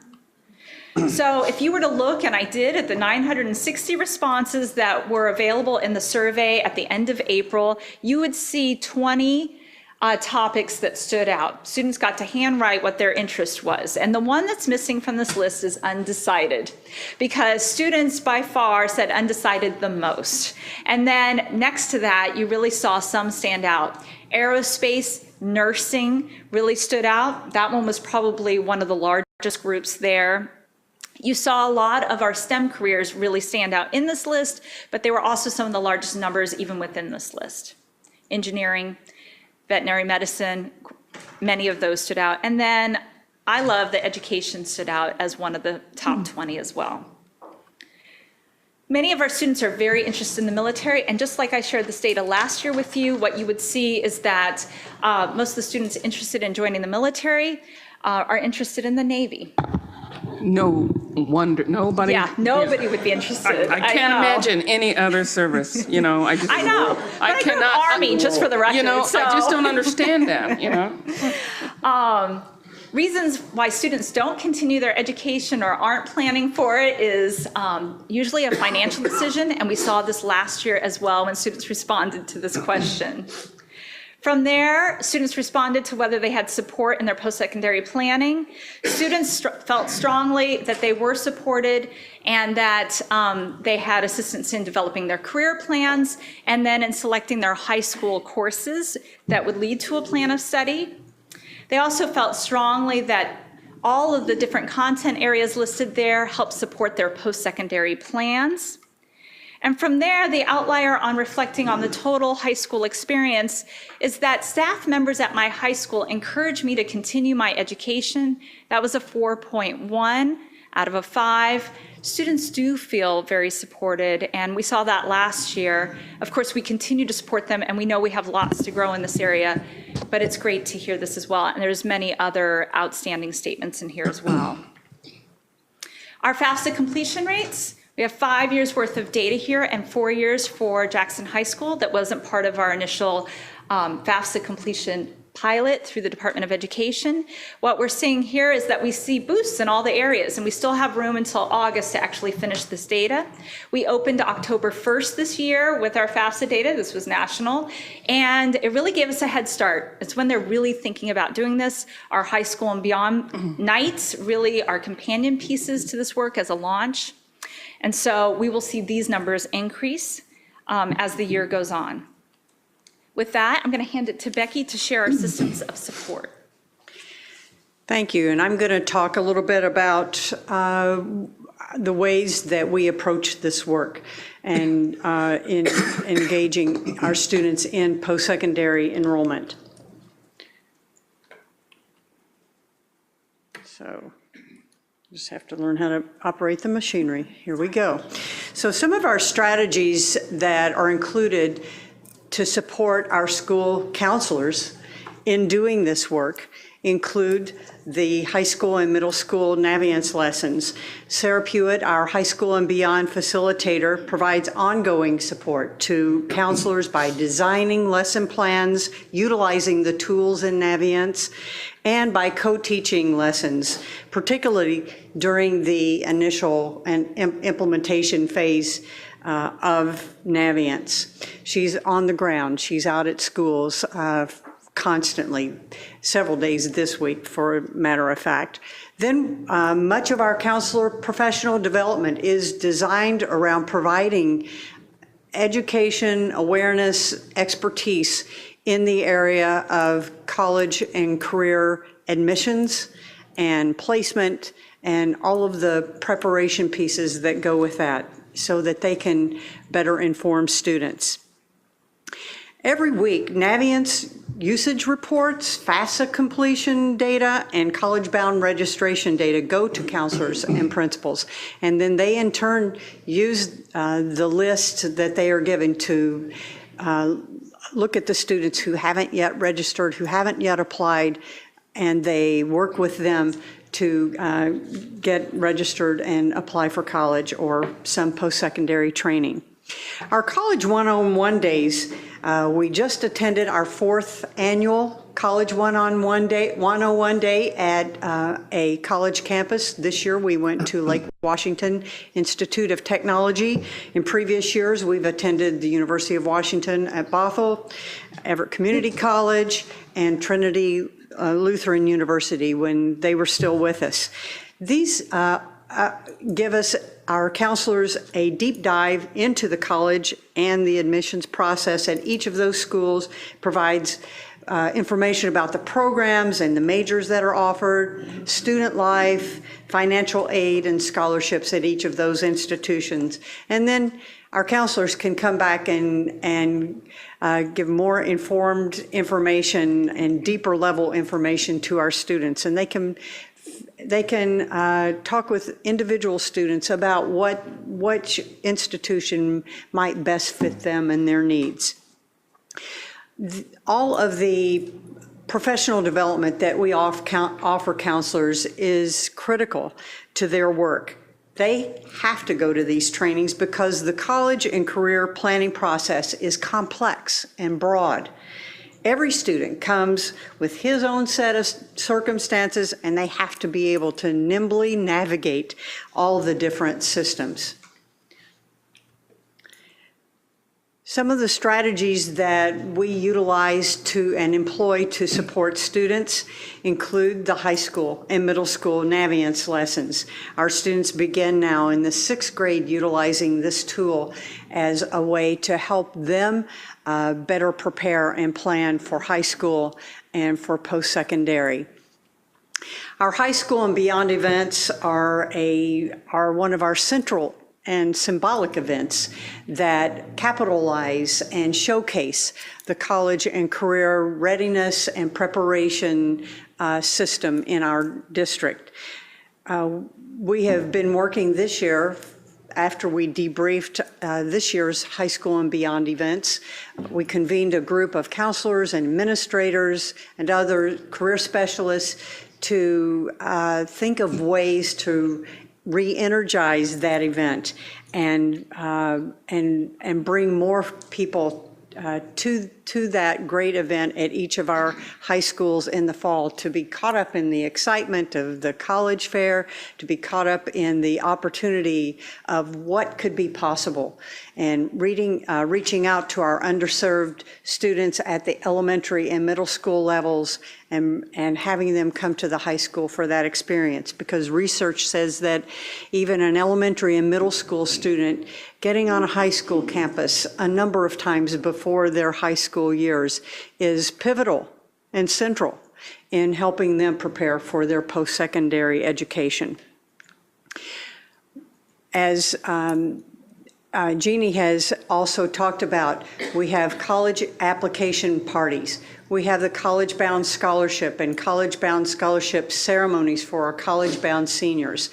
This work has literally expanded and blown up, if you will, over the last 10 years that I have been in this work, as we have emphasized and focused on preparing our students for the college and career experience.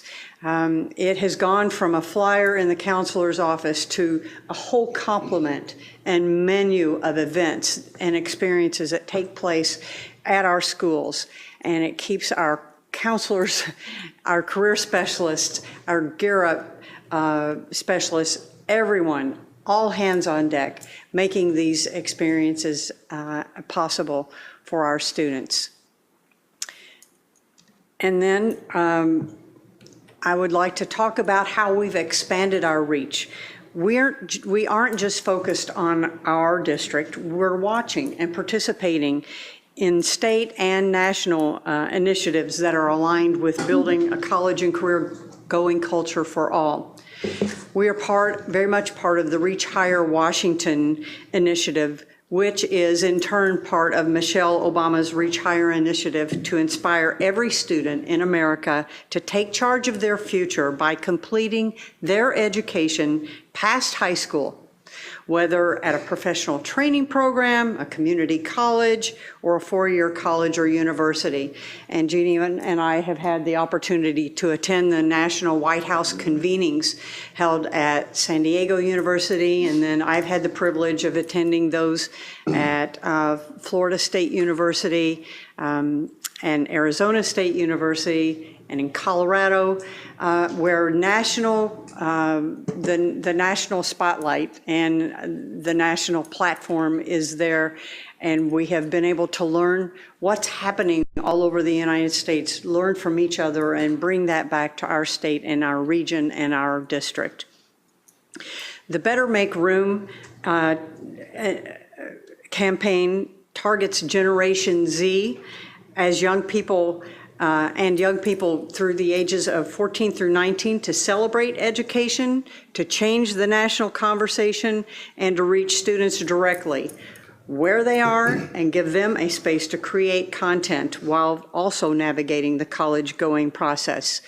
The 12th year campaign is a combination of two national programs, College Go Washington and the College Application Campaign. The Student Achievement Council administers Washington's campaign to provide high school seniors with support for two important processes, applying to colleges and applying to financial aid, both of which increase our college-going rates. And again, we have the College Goal events in our district, college assigning events, much like the athletes do. Now we are celebrating when our students get their letters of acceptance from colleges, and we're having a fun time with that. And our communication with families is ongoing through Naviance, through our high school and beyond events, through our transition activities, and our various events that happen at our high schools and our middle schools. We know that foundational to this work is our ongoing social emotional development and social emotional learning emphasis. This year, our on-time graduation social emotional meetings, as you know, have been put in place, and that support is being provided and systematized all across our district at every one of our schools. Our theory of action is that in order to be college and career ready, students must first have their basic needs met. Social emotional health is a prerequisite in growing college and career ready graduates. And we know that healthy living enables students to pursue their goals. And I am a firm believer that college and career planning gives kids hope, and that feeds into their social emotional well-being. And it also incorporates the 21st century and social emotional skills to navigate to and through life. This next slide you may have seen before, but I think it aptly illustrates that this work is not a single isolated event. It is not a series of lessons. It's not a one-time wonder. It is a whole complement of strategies, activities, and partnerships embedded throughout our system to support the post-secondary planning and preparation for each of our students. So in summary, our post-secondary enrollment patterns are steady rates. We've increased our numbers. We're increasing our four-year institution enrollment. That's a cause for celebration. Our plans for post-secondary enrollment include high rates of completion for high school and beyond planned tasks. The survey results indicate our key career interest in post-secondary encouragement from school staff. Our FAFSA enrollment window opens earlier, giving us more frequent opportunities to increase FAFSA completion rates, and we certainly have made that a focus of our high school and beyond events and will continue to do so. And our systems of support continue to be refined, something that we keep working on, providing students with hope. Right. Thank you. Thank you. Thank you. And again, another example of the work of many, many people. That's absolutely right. Very in-depth. Directors, student representatives, do you have any questions? I have 4 questions, if that's okay. 2. I shouldn't have asked. First, thank you so much. And I hope I'm starting with the easiest first. On slide 12, where you have low income versus non-low income. Yeah. Is that information further broken down at all into low income who are part of the AVID program and not AVID? Because AVID's focus on college bound, college applications, college talk versus kids who might not be enrolled in that program? The data that we received from ERDC doesn't allow us to look at student by student data.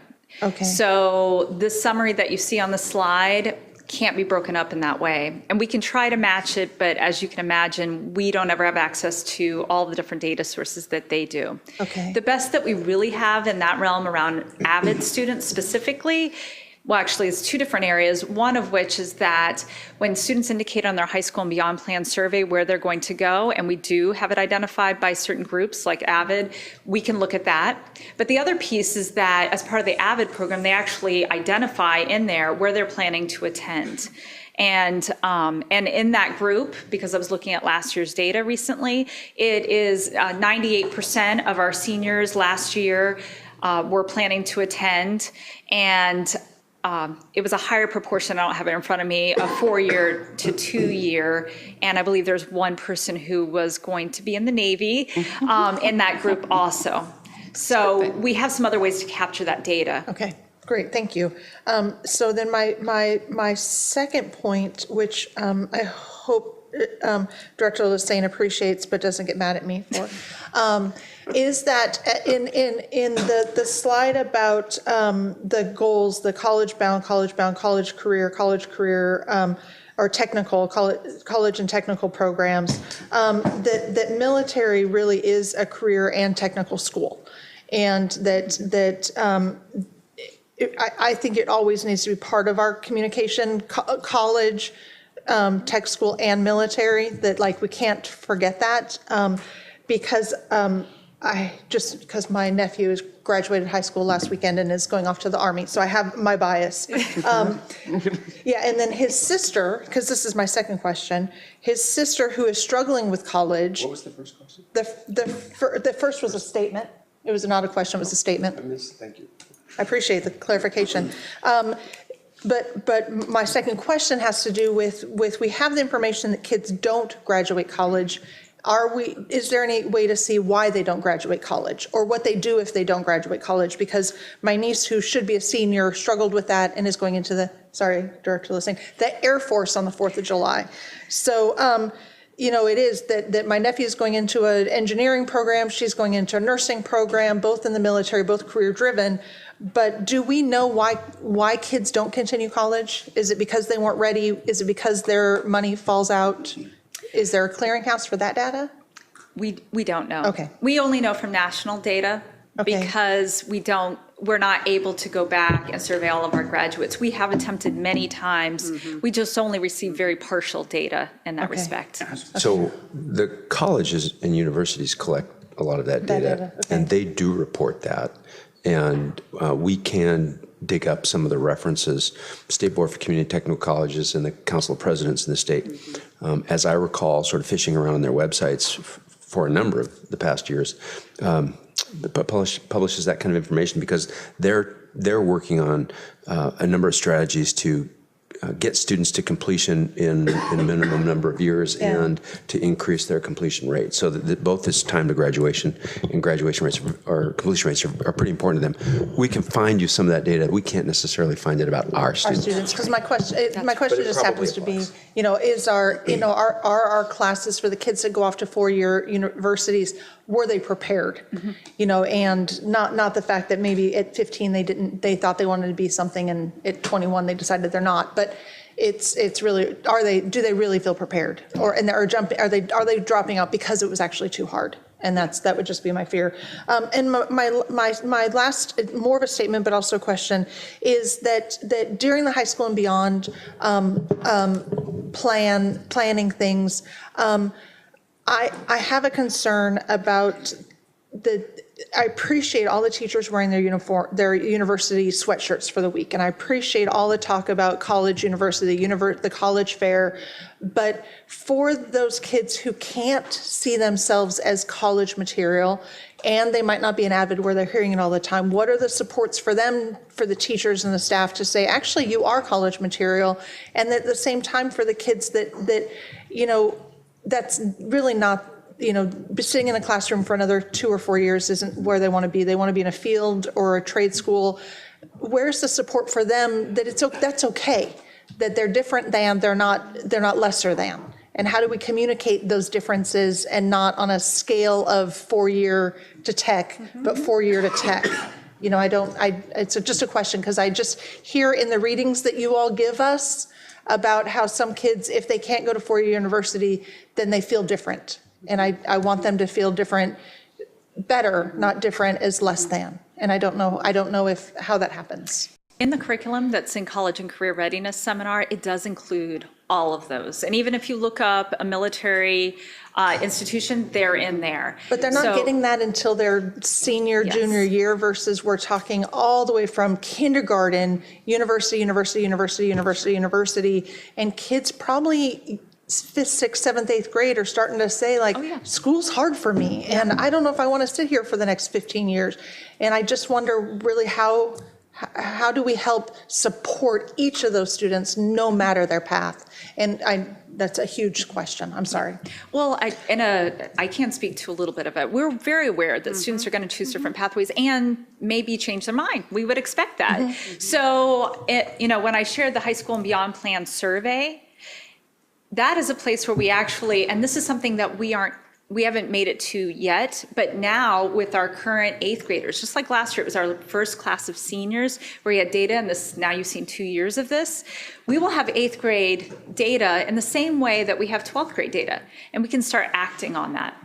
We can know what the early aspirations for students are, meaning right out of middle school are, and that can help us in a lot of different ways. We can unpack what it is that you're sharing, because we know that is true. We can help them select pathways in high school. And then there's a lot of other work that we aren't representing very well that is around internships, externships, building out coursework that addresses that information can help in some respects. So that will be a new phase once we gather that data, and that will happen after this year's complete. We'll be able to start looking at that. Thank you. I appreciate you letting me have that time. Other directors. I have just a couple of questions, and I do understand that those individuals that are going into the sister services are doing a great opportunity. They're doing well for themselves. It's a great opportunity, but go Navy. I have a question on slide 10. When you start talking about, just clarify this for me. This represents a college enrollment by race and ethnicity. Or say, for example, Hispanic it represents that 33% of those that go on to college are going into a 2-year environment, and those who represents 22% are going into the 4-year environment, and 45% are not deciding to go to college at all. Yep.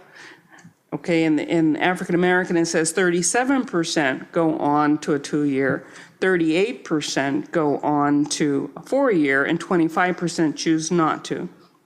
Then when we look at white, it says 30% just go to 2 years, 34% go to 4, and 36% choose not to go anywhere. Yes. And in Hispanic and Black, it represents a small minority, because usually the numbers are so much smaller than in some cases.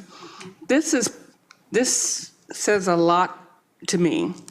When we start looking at those that graduate, percentage-wise, you have a larger percentage of whites that are graduating but choosing not to go to college over like African Americans. What can we do to help all kids to ensure that they are prepared, they graduate, and they're prepared to go to college if they so choose, so that we can reduce the numbers there, 45%, 36%, 25%, those numbers. Because we sometimes tend to look at, well, the African American is so small in numbers, their graduation rates could be in the 80%, and whites are in the 90% or more. But we look at them and say, let's get them all up to 100%. Let's give them the option of going on to college if they choose to, and reducing that number. Because when you look at it, it says that those African Americans that are graduating go on to college better than the other categories. And it could say that in all the other, underrepresented areas as well. So that tells me quite a bit more than just by sheer numbers they're not graduating, but a large percentage of that are graduating are choosing to go on to college in a greater number than other categories. So we learn, so hidden in here are the graduation rates. Our African-American graduation rates are fairly good compared to other districts, and we're seeing them be very successful in choosing. What we've done a lot of, especially this year, but this is all work we've been leading into, and I think you're going to see more of it, is really focused conversations around each of these groups, because there are so many different reasons behind what you're seeing here. Yeah. And because we can't get at some of the student-by-student data, you can imagine that some of this data could be cross-sectioned with income. Or we also saw the difference between male and female students, and some other pieces there, where some groups may be more impacted by being employed directly after graduation. I can imagine that many of our Hispanic boys especially may end up employed directly after graduation and may not choose to go on, but I'm making assumptions based on other things that we've collected. So having conversations with each of these groups helps direct that conversation. Also, this year we were able to hire a success coordinator and African-American liaison for the community. And even though our rates are very high in this area, there's a lot that we may not know about really engaging a group of students, developing mentorships, making sure they're connected to programs. And really the idea is that we will do that for really different groups. It may not happen in the same way as having someone directly applied to it, but we're really looking deeply into each of these. We don't know all the answers. We have some ideas about those, but we are still unpacking some of that, and listening to the feedback has been really helpful. My second question is, I happen to know of an individual who graduated in 2011 that went to an out-of-state school. My question is, and they did eventually graduate, thank goodness, because I'm not paying the tuition anymore, but how do you find out from them? Do you find it out from the school so that you can say that they've completed college? Or how do you get that information back? Is it through the students? Because if you relied on them providing a survey back, you probably didn't get it. Yes. But how do you get that information? That is actually the slides in here from the National Student Clearinghouse, which is really a partial set of the ERDC data, But what we do get back as National Student Clearinghouse data is we will, and we haven't gotten it yet, for the class of 2011, we will actually, along with these slides, we get rosters of students. We can't match it readily because it doesn't come with a student ID. It's a name and a birth date. And so we have in the past, especially when we didn't have other data sources, we spent a lot of time trying to connect the dots, and it was always partial. But we do get lists of students back, and that it does give us an insight into the persistence and graduation rate. And if it's about a specific student or group of students, we've tried to unpack it. But with the companion data, it's been less necessary to do that. Okay. Although having the student by student data is something that we really, really want. It's going to tell us a different story. Tell you a So- big story, yes. Yes, it will. But if So- you, in my case, if you relied on the student to provide information back, you probably would not have received it, because I still haven't received some things, but that's okay. But- Thank you. No problem. Director Andrews or Director Wenta?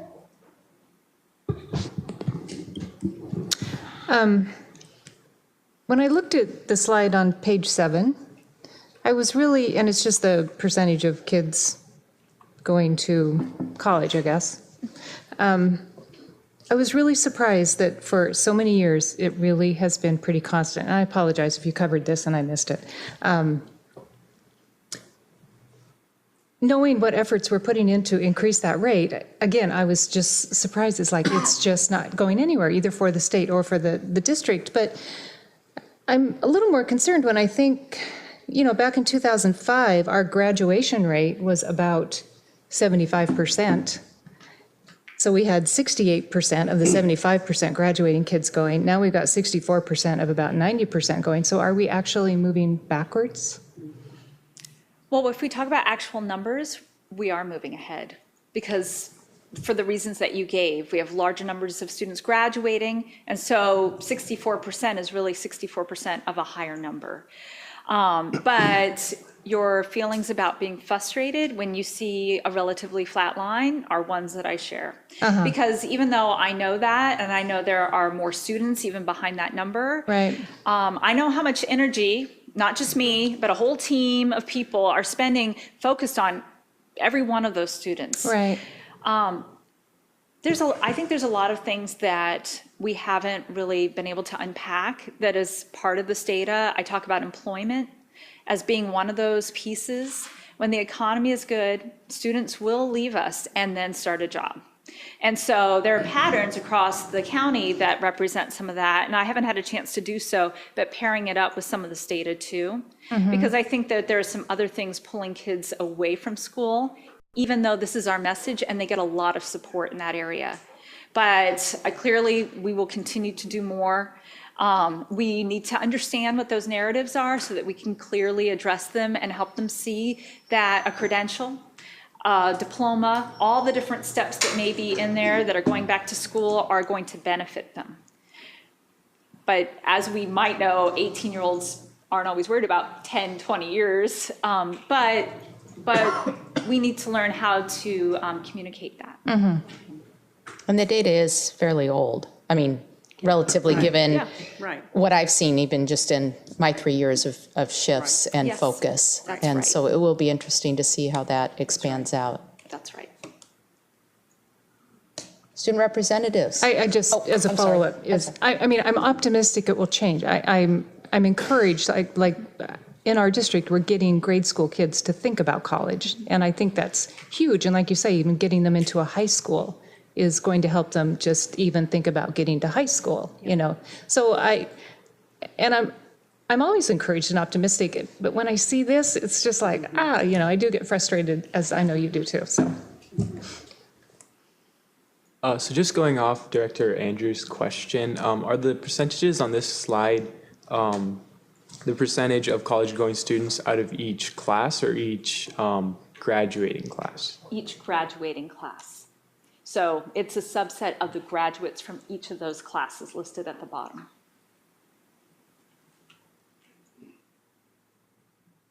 I had one question, and I guess I need a little bit of background again. The high school and beyond plan, which we looked at fairly closely a couple years ago. I think I need just a brief refresher on sort of what components are of that. And then can you speak to the college and career readiness seminar? So for example, my son did not take that class. What percentage of our students are in that class, and what are the alternate pathways if you're not in that class? So college and career readiness seminar is where probably 80% of our students actually complete their high school and beyond plan. However, we have many alternatives at that point, and that's something we got to work on together. Some of them are our AP government class. Students take it year long, and they actually, it must have some auto feature on there.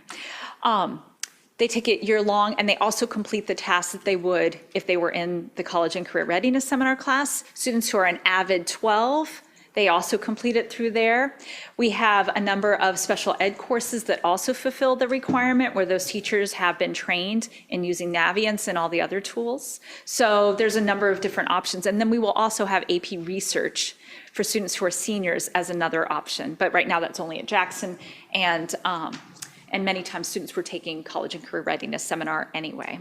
So those are the different opportunities students have to take it, as well as there's a summer program that supports it. And there's probably a few other variations that fall within there. The high school and beyond plan itself is considered to be complete when they complete that survey. And the survey is the 15 questions that I was giving you some of the insights around. But what is being asked of them is to identify what their future plan is, what the barriers are. That's why the financial decision comes up. If they've chosen the military, it's been our only real place to capture that. So they're identifying their future plan as a senior in that survey, but they can't just do the survey to be done. What we've done is we have all of these tasks in Naviance, the Road Trip Nation tasks, and to a lesser extent, even though it's a big part of the class, the financial literacy pieces, so that they have built a resume, they've put together a college application, a job application, they've done searches in different areas, interest inventories, and all of those items not related to Naviance directly are the items that the state says are high school and beyond plan components. And so that's why we've been using Naviance, because they're housed in there naturally. It's part of the program. And so we have students working on it through middle school and then building on it. So it's a portfolio essentially through high school. And so since we're at the beginning parts of this, we haven't seen middle schoolers, and now we will, grow into high schoolers who will be using it, but this is what will happen over time.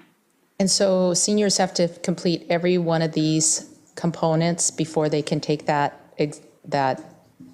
15 questions? They don't have to, it's not necessarily one and then the other, but normally it's at the end of the semester they have in the course. So it does become it's a reflective piece at the end of the semester.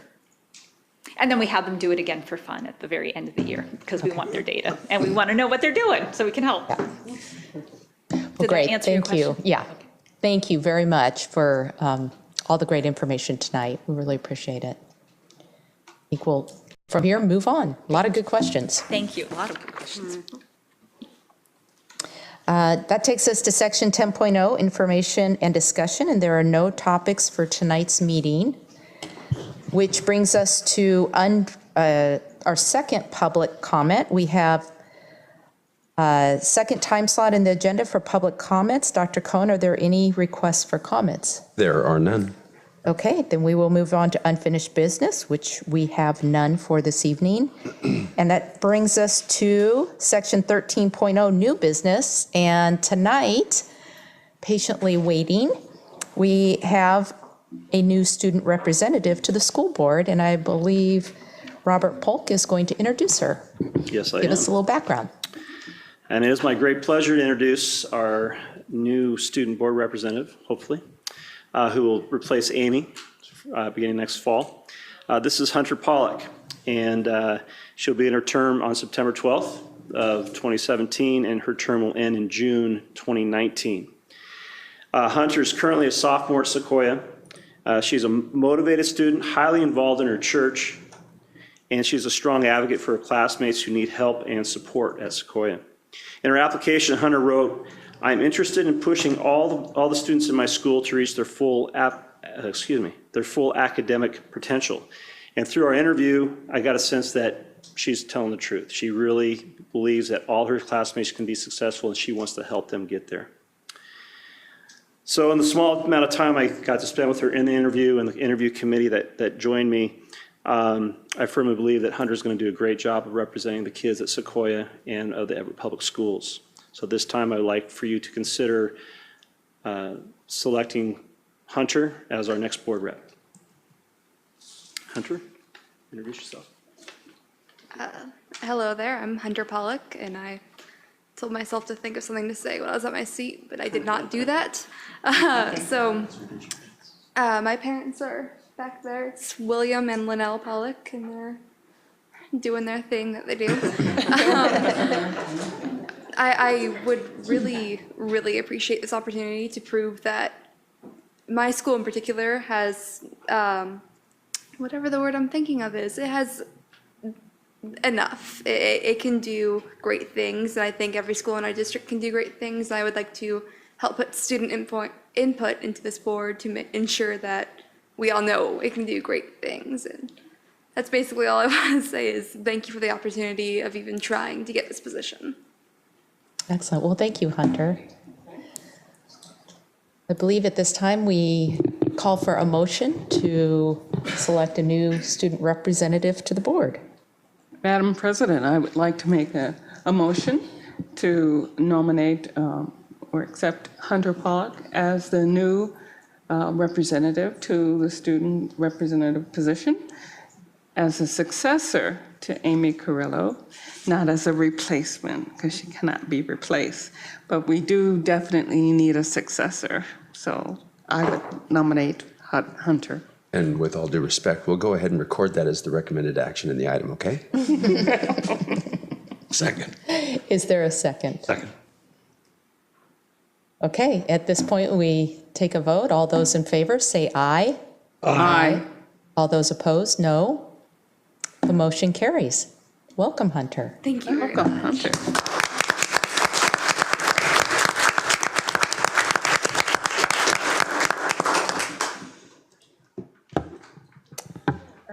Would you like a picture with her I and would her like family? a picture with her and her family. Want to come up and do a picture with the school board and mom and dad or family there, or? Please, Mom and Dad?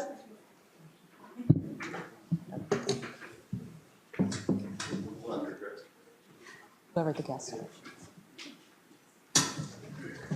You look like Mom and Dad, so that's, you should see me before I have to come here, so I think that I look like a mom.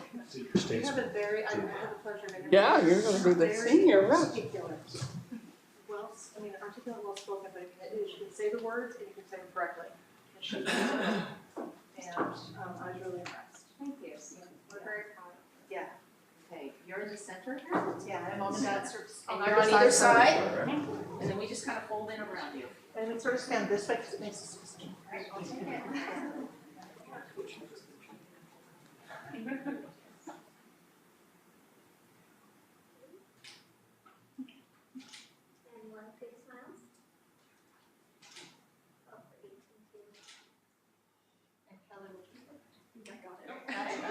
It's not my fault. Thank you.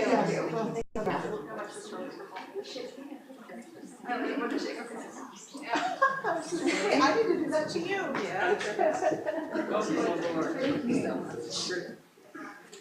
Congratulations. Oh, thank you. Thank you. Yeah, so Drew, I don't know if you've met him. He's okay, good. So he'll be your senior. He'll make sure that you are successful next year. Yeah. Yeah. He's got a year of practice. Okay. Thank you. Thank you.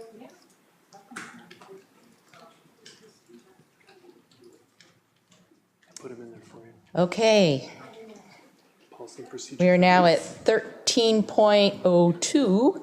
We have a couple policy reviews tonight, and I believe the first one is policy 3240, student conduct, expectations and sanctions, proposed revisions, first reading.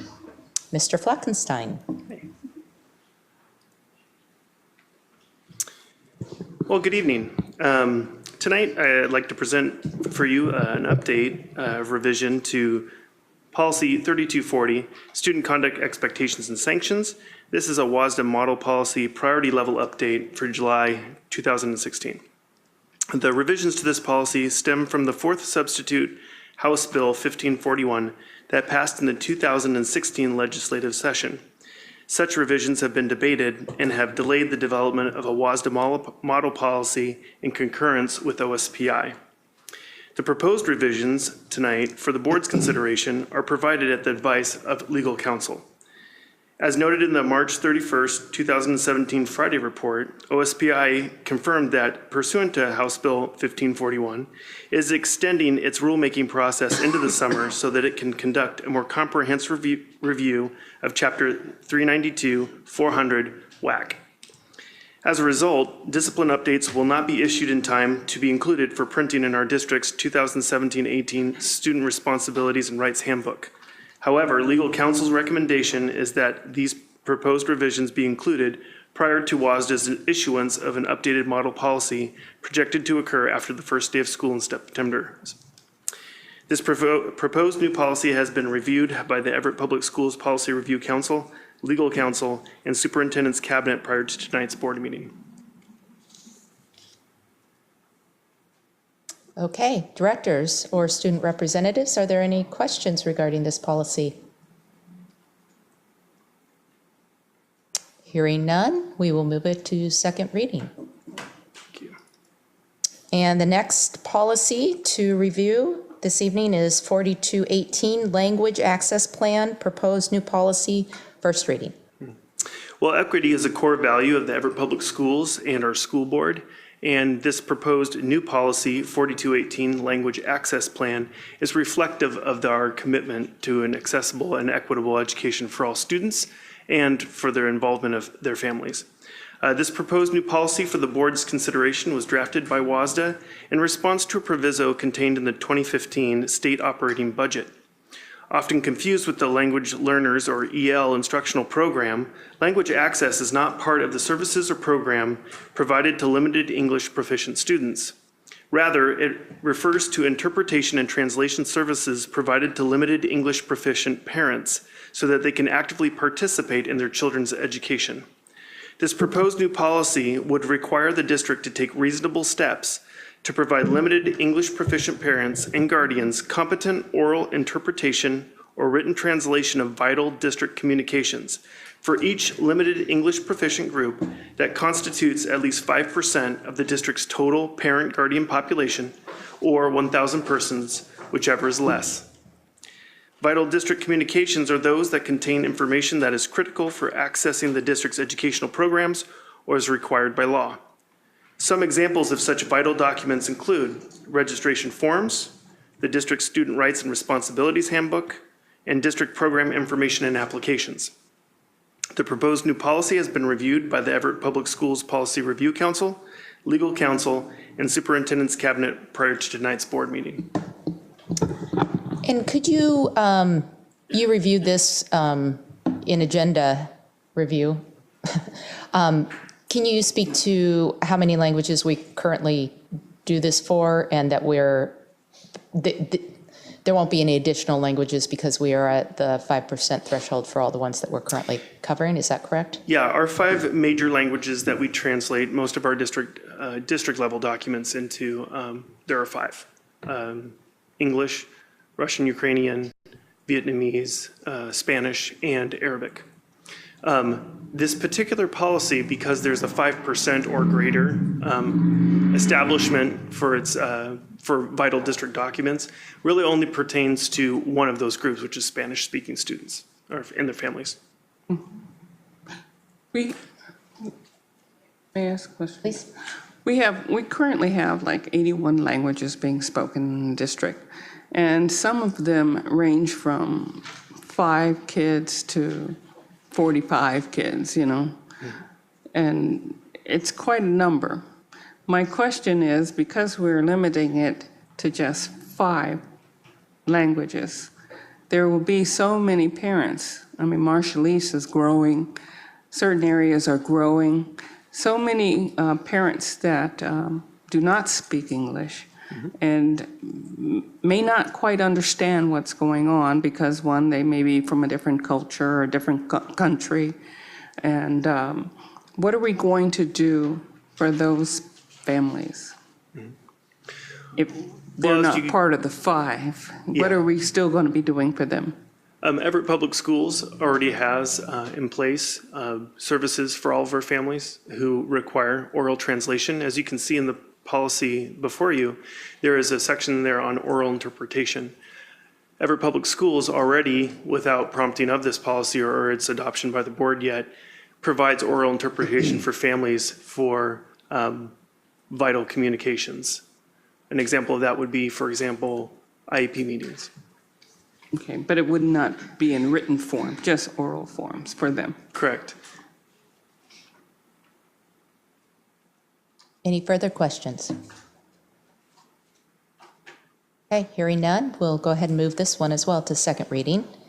That brings us to policy 4400, election activities, proposed new policy, first reading. This proposed new policy is based on the WASDA model policy that is compliant with RCW 42-7A 555, the use of public office or agency facilities in campaigns, prohibition, and exceptions. The proposed new policy for the board's consideration is provided at the advice of legal counsel after a recent review of all district policies and procedures was conducted for alignment to WASDA's model policies classified as priority or essential level updates. This proposed new policy sets clear parameters around the restricted use of public facilities, both directly and indirectly, for the purpose of assisting a campaign for election of any person to any office, or the promotion of or opposition to any ballot proposition following the Public Disclosure Commission's guidelines for school districts and election campaigns.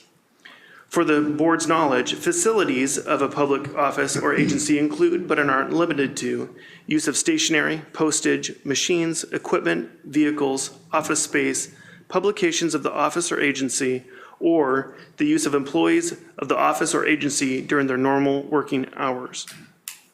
Following RCW 42-17A 555, the proposed policy acknowledges that the board may adopt resolutions expressing the board's collective opinion on ballot measures, including state and local, and district levy and bond measures that affect the operation of schools. This proposed new policy has been reviewed by the Everett Public Schools Policy Review Council, Legal Counsel, and Superintendent's Cabinet prior to tonight's board meeting.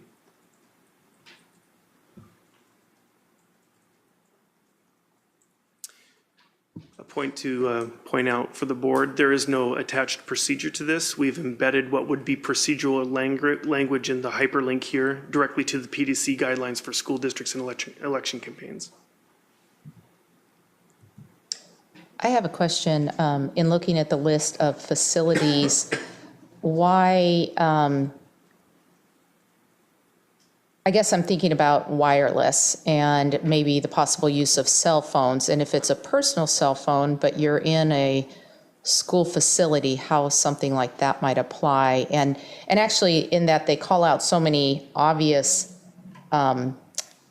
different things like postage and machines, and I don't know if that's under equipment or not, but why, especially in the world cell phones do so much, it was not specifically addressed. You're absolutely right, President Mason. As you can see in the cross references, there's Board Policy 5225 technology. Embedded within that is the acceptable use by staff for technology. It is prohibited for them to use it for election or campaigning purposes.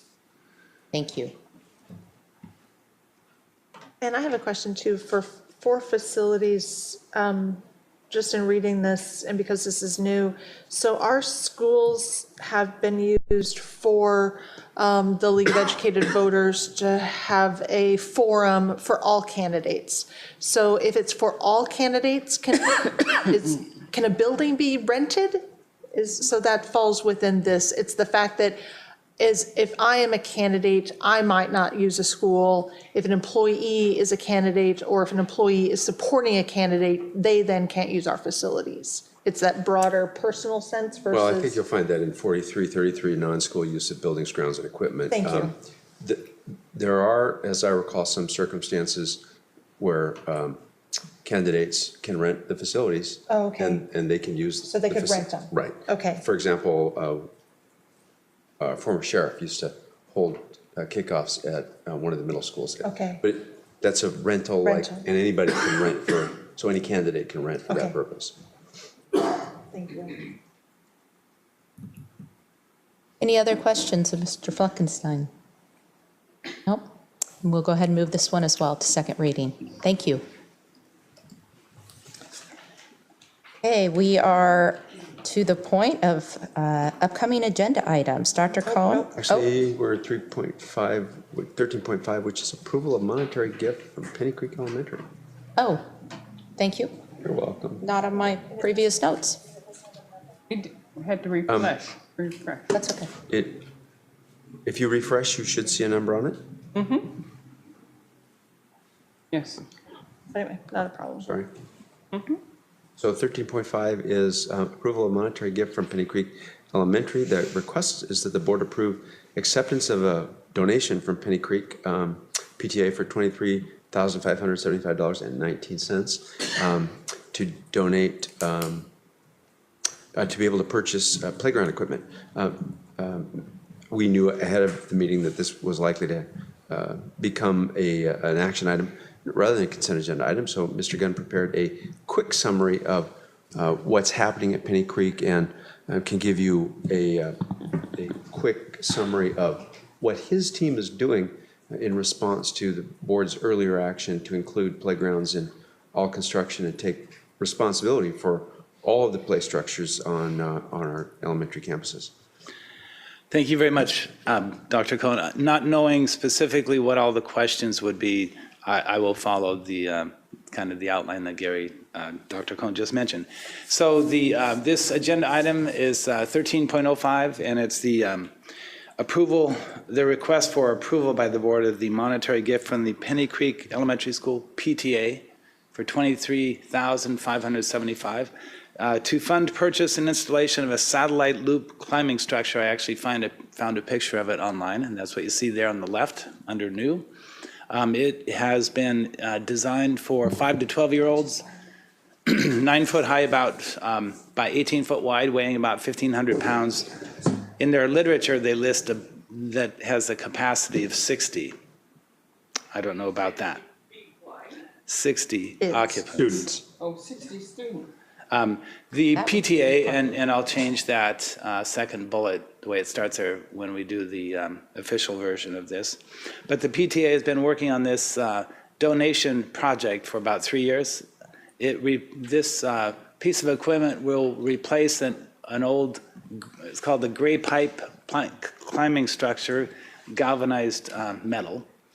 And we plan to install it in time for the start of the school in this coming fall, 2017. Just a quick overview. Last August at your board workshop, you provided direction to staff to have the district assume responsibility for installing and replacing playground structures at all the elementary schools and the recent developments in that area. Of course, we have completed the playground equipment projects at Hawthorne, Lowell, and Cedarwood Elementary School. We have drafted up district playground standards, and it's currently under review with the maintenance department and some other folks. The maintenance department has been collecting an inventory of equipment a list of the inventory of the equipment at all the schools.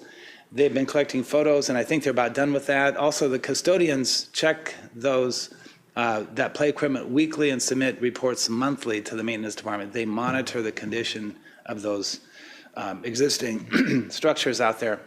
The schedule for development and implementation of the playground equipment plan is that by May 31st, which is only about a week and a half or so away, we should be getting from our staff a schedule showing the timeline for development of a prototypical equipment package for regular playgrounds and kindergarten playgrounds.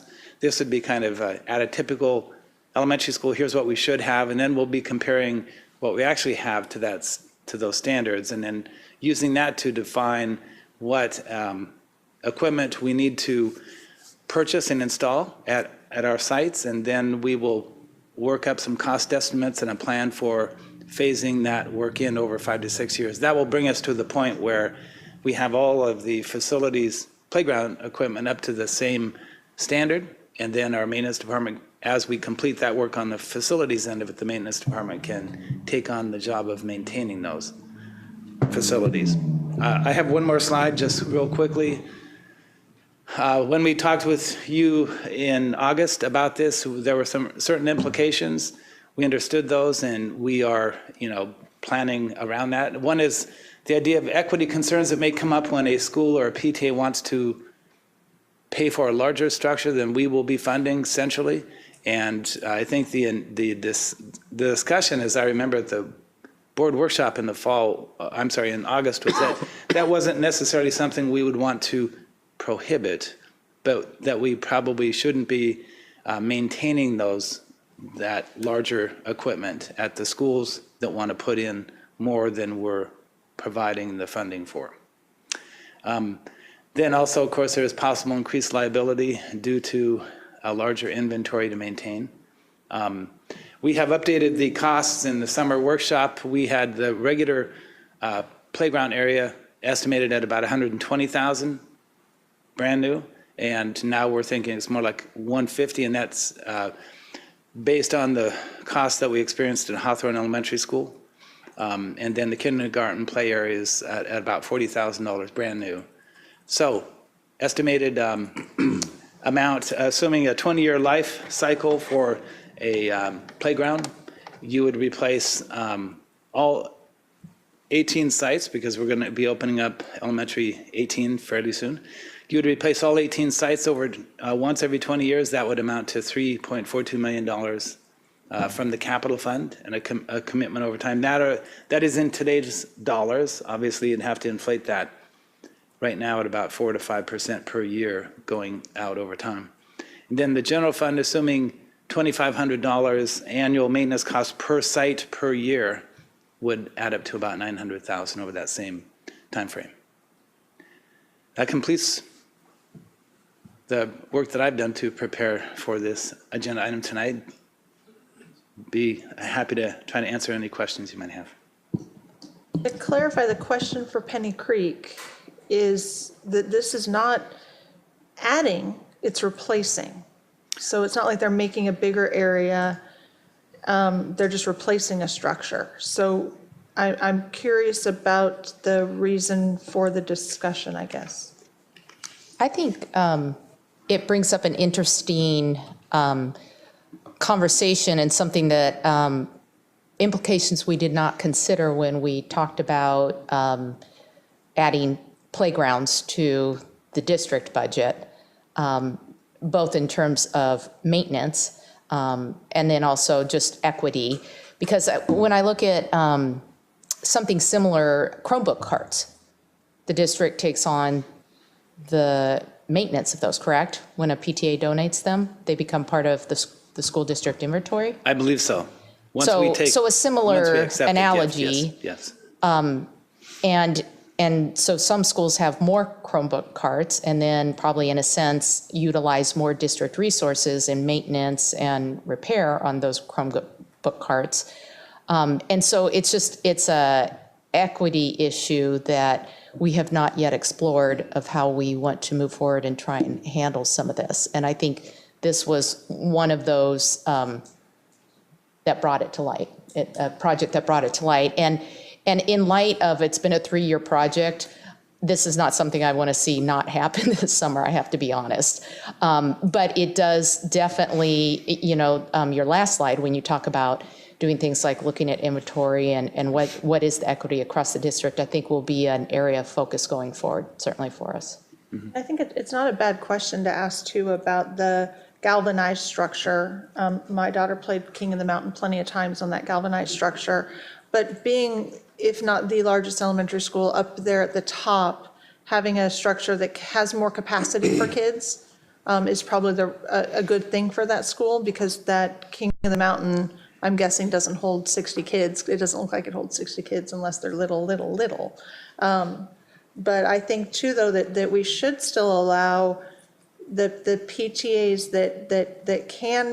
that can give as long as maybe there are some guardrails, that if we have to build an extended playground, or something. But at the same time, if a PTA gives a Chromebook cart and we have extra money for Chromebooks, and the district can not have to put a new Chromebook cart in that school, they can put it in the school that doesn't have the extra one. And so I think we can then play with other resources. My question is, does this establish a new foundational basis? I.e., you have a satellite loop at one school. Are you then going to replace all of the other galvanized structures with a satellite loop? And therefore, is that now the foundational basis for what is considered equity at each other school?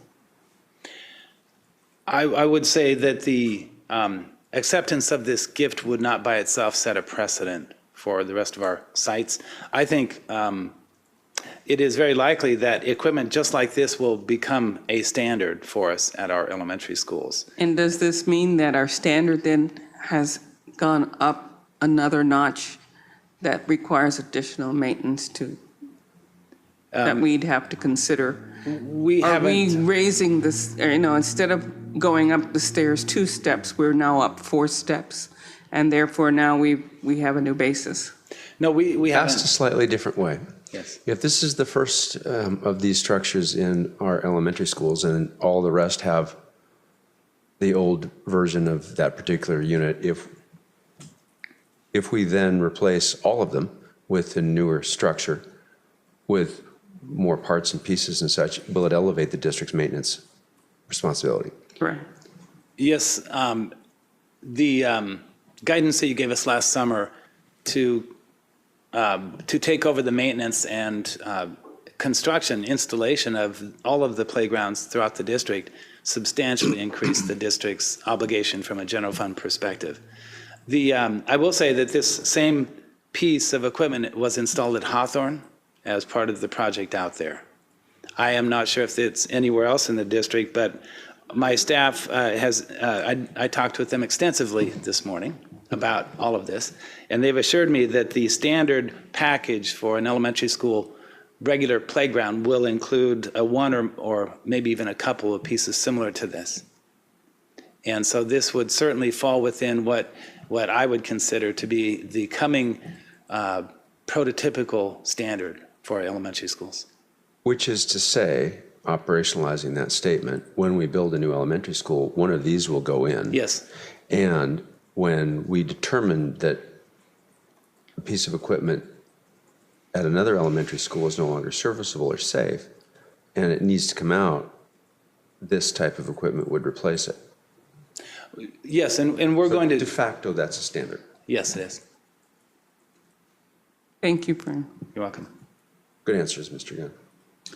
So this was really my agenda item and the reason for bringing this Yes. up in full transparency. And, I wanted a deeper understanding of, certainly, as I prefaced my comments around the consent agenda item, we are thankful and grateful for the support that we get from PTAs and booster clubs and the Everett Public Schools Foundation. And I don't want to, by any stretch, minimize or dilute or certainly downplay the importance of that. My concern was when we look at the gifts that are given by PTAs, what are we doing? And I looked at the gift acceptance policy 6114 and the procedures. And as a district, as we take on a greater role, Chrome cards, one could argue math whiz, if it's good for one school, why isn't it good for all schools? And what is the role of the district in guiding choices versus the role of PTAs accelerating opportunities for their local school? Mm-hmm. And what is our role as a board in that governance structure? And I'm not trying to boil the ocean here tonight and try to solve this, but I think it as we look at a one-to-one technology adoption, as we look at taking on greater responsibility for playground equipment, as we look at, we want active PTAs that are supporting schools. The policy language is very broad. And do we as a board have a responsibility to say, you know, here are the things that we're taking on, which may look different than 5 years ago, versus these are the things that we're not taking on.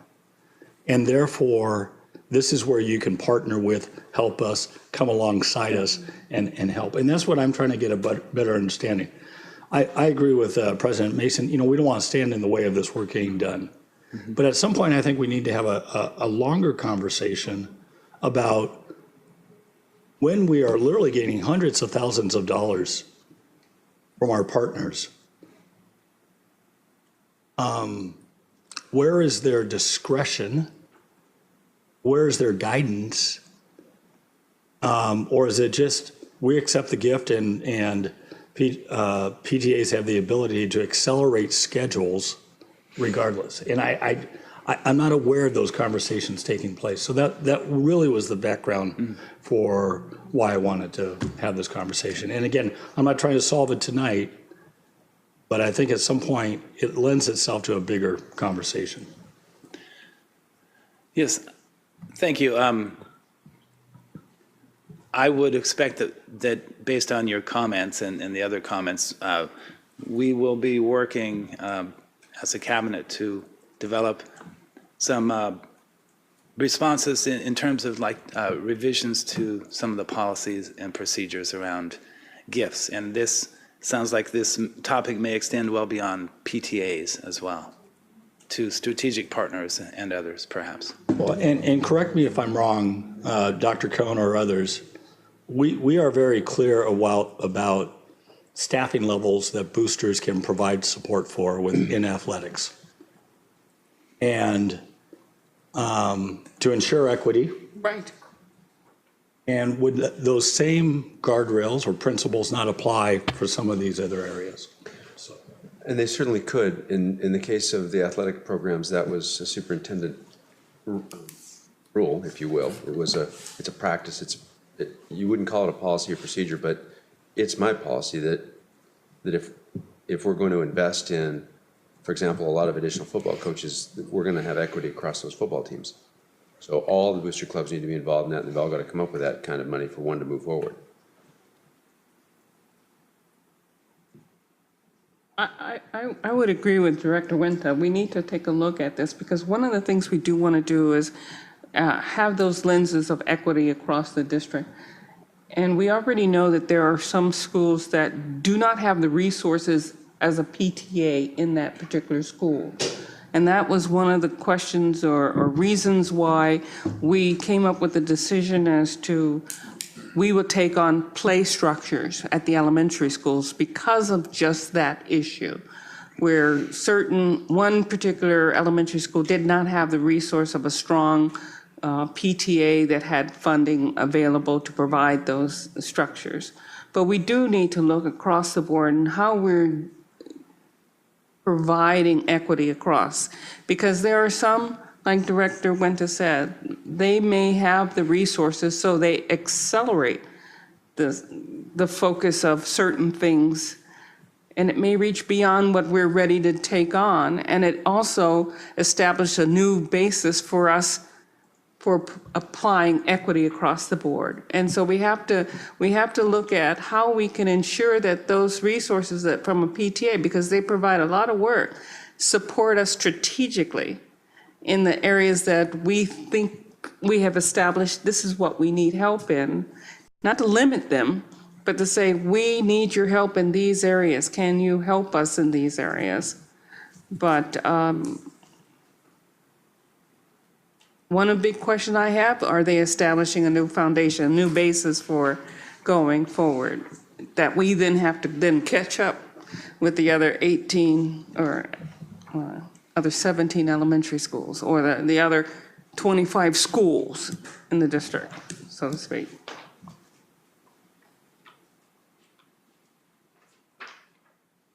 And I appreciate the conversation. And with that, I would still vote to approve the gift to move this work forward. But I also want to ensure that we do have a larger conversation around this. Well, I think that's an excellent segue.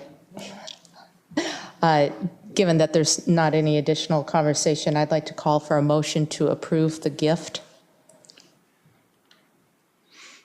So move. Second. Is that enough information? I was going to look up the specific amount or, okay. All those in favor, say aye. Aye. All those opposed, no. The motion carries. Thank you very much, Mr. Gunn, for the additional information. Thank you as well. Practice reminder. Unless you tell us specifically not to do it, or it's really evident within the conversation, we'll record your motion as the recommendation. Okay. Okay. Yeah. Okay. Okay. Thank you. That brings us to upcoming agenda items. Dr. Cohn. Item 14.1 is a special meeting on May 24. It's actually tomorrow, and it's in the evening. It's your Superintendent Scholar Awards ceremony held at the Everett Golf and Country Club. Item number 14.2 is a special meeting on May 25. It actually has 3 parts to it. The first part starts at 2 o'clock. It's a superintendent evaluation session. It's the fourth of 4 formal sessions for the evaluation of the superintendent, and then that's followed immediately by the retiree recognition event at 4 o'clock here in the Port Gardner rooms, and then that is followed more than immediately by the PTSA awards banquet, which this year is not being held at the hotel down on Pacific as we've been used to, but rather in the the Xfinity Center. As I recall, the hotel's still under renovation. Am I correct? I thought Where is it? I'm sorry, Community College. Community College, right. We all know where we're going. Yeah, you know where you're going. I don't know where. it is. Everett Community College in the What building? The gymnasium? the big gymnasium where Oh. their breakfast is held. Oh, where the auction, the Everett auction. Is that where the Everett auction's held? Okay. Okay. Good enough. Next item on your agenda is 14.3. That's a special meeting on May 30. That is one of your morning meetings. It is going to be a rousing and intense discussion of strategic key performance outcomes and indicators. And you need to come prepared for your brain to sweat. We've got some serious work planned for you during that work session. And we're looking forward to helping us pull together a number of aspects of this work that we've been motoring on over the last few years. Item 14.2 is your next regular meeting. It's June 6th. You've got 2 strategic progress monitoring items. One is English language arts adoption implementations. That is plural on purpose. There's more than one in that package, and they're smaller than the sort of the $2.5 million sort that you've been used to over the past several cycles, but nevertheless, they're pretty intense, and Georgia and the rest of Peter's crew have developed some really significant materials for you to look at. You also receive an update on the 24 credit plan implementation draft, and then you can see that we've got a number of items. I'm sorry. Let me back up. The English language arts adoption implementations is a global look at the implementations work that we're doing, the adoption work and the implementation activities. It brings together a variety of different aspects of that work. Then if you hop down into policy review, you see multiple instructional materials adoptions: English language and composition adoption, English literature and composition adoption, Spanish literature and culture adoption, Mandarin 1 adoption. You've got 4 smaller but very intense adoption activities that we're going to be running you through. So that's going to be a very packed meeting. You've got second reading on a number of policies, the 3 you looked at this evening. And Larry, as I recall, we're going to have 2 additional policies, one on the responsibilities of the board president, and then another one? We'd have to look. Okay, I know there's one, I believe there's a couple of them coming, so I think you'll have a couple of first readings as well. You've got your Cascade High School Field Upgrade Bid Award, which, as I recall, Mike's briefing, is coming in right about where that budget is. And we're delighted about that. We're going to be able to get those things done by the start of school. You'll have an April financial report, which you will receive as a committee of the whole, and you'll have interfund transfers. And I'm hopeful that we'll be able to have your, because you're delegating folks to go to the meetings with the State Auditor's Office, we'll be putting those reports into your consent agenda so that you can formally receive them as a board, rather than just see them in the Friday report. And then we've got some interfund transfers that we need to make in order to make some capital purchases timely and ensure that there's budget capacity to do that. And you've got a couple of recognitions. Teacher of the Year, and Dr. Betty Cobbs is going to be here with the Dean Francisco Rios of the Woodring College of Education, so that you also can celebrate Dr. Cobb's selection and recognition as the educator alumni of the year for the Woodring College of Education at Western Washington University. And that's your upcoming agenda items. One question regarding Mandarin 1 adoption. It's been several years now where we've done Mandarin 1. Is it a new policy? Those new materials. New materials? Oh. Really great stuff too, but I don't want to get ahead of the presentation. Digitized? I recall that there's digital for this, but I can't remember which. There's digital for everything's good. Yeah. You'll have all. You'll really enjoy. You're going to like this series of presentations. I have to tell you, I'm very, very impressed by the work that our team's doing and the selections that the teams have made. I think you're going to be delighted. Yes, you too can learn Mandarin. Yeah, I was just going to ask, thank you. Online. Rosetta Okay. Stone? Yeah. I don't know. Thank you. Okay, that brings us to board superintendent comments. And given our robust discussion after post-secondary enrollment patterns and a little bit more information on, and a really good discussion, I think, around sort of PTA donations, and that we have another 60 minutes to go in executive session, I would ask that we hit the highlights and perhaps keep it brief so that we can get to our executive session. How about if we start to the left, if you have to share, please? Sure. So I just want to congratulate Hunter on her selection as a new student representative. I see that she's left now, but I very much look forward to working with her next year. And with that, I'd like to thank Amy for being such a great mentor to me this past year.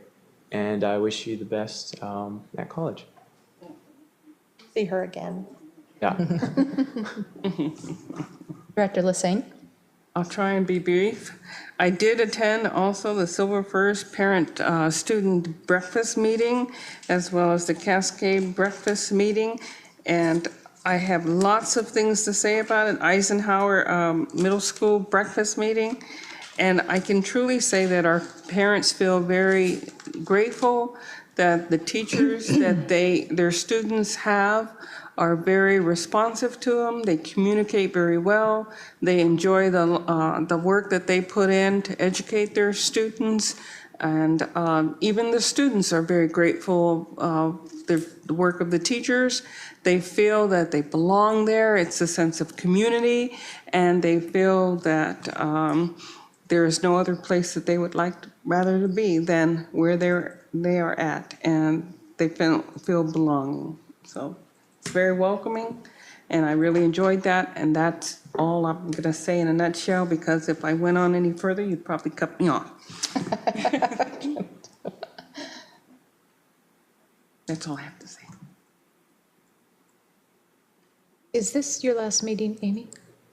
No, you've got one more. Yes. Okay. Boy, scare me. I know. June 5th. June 5th. Okay, I will Or miss 6th, that or meeting. whatever day it is. June 6th. I will be out of town, so I will say my recognition to you now. It's been a delight serving with you. You've blossomed into a very lovely and I guess your input has always been on point and valued, and you've just really lent a great voice to the board and all. So Wish you much success. I know you will be successful and be back to see us. And thank you very much. And we'll see you walk across the stage on June 17th. Later, 17th. Thank you, yeah. I got it in my head. And we will stop and get a hug from you by each and every one of us. We interrupted it last year for Scott, we'll interrupt it this No, year for you. Is you know, Robert still here? Did he hear Make that? sure all of the administrators that are up there know that we are going to stop. I have two very quick things. Druvik, I am so sorry. I was late today. I was not here for you to be recognized. I think you were recognized. I saw your name in the paper and immediately emailed and said, we need to recognize him. There was a tree on Lowell Larimer, so I got to see a woman get hit by a car on her bike. Because anyway, she was fine. I stopped my car, I parked my car, told everybody to get around me, and it was a time getting here today. So she was fine. I said, do you need me to take your bike someplace? She goes, and she rode off. She shooed us all off and she rode off.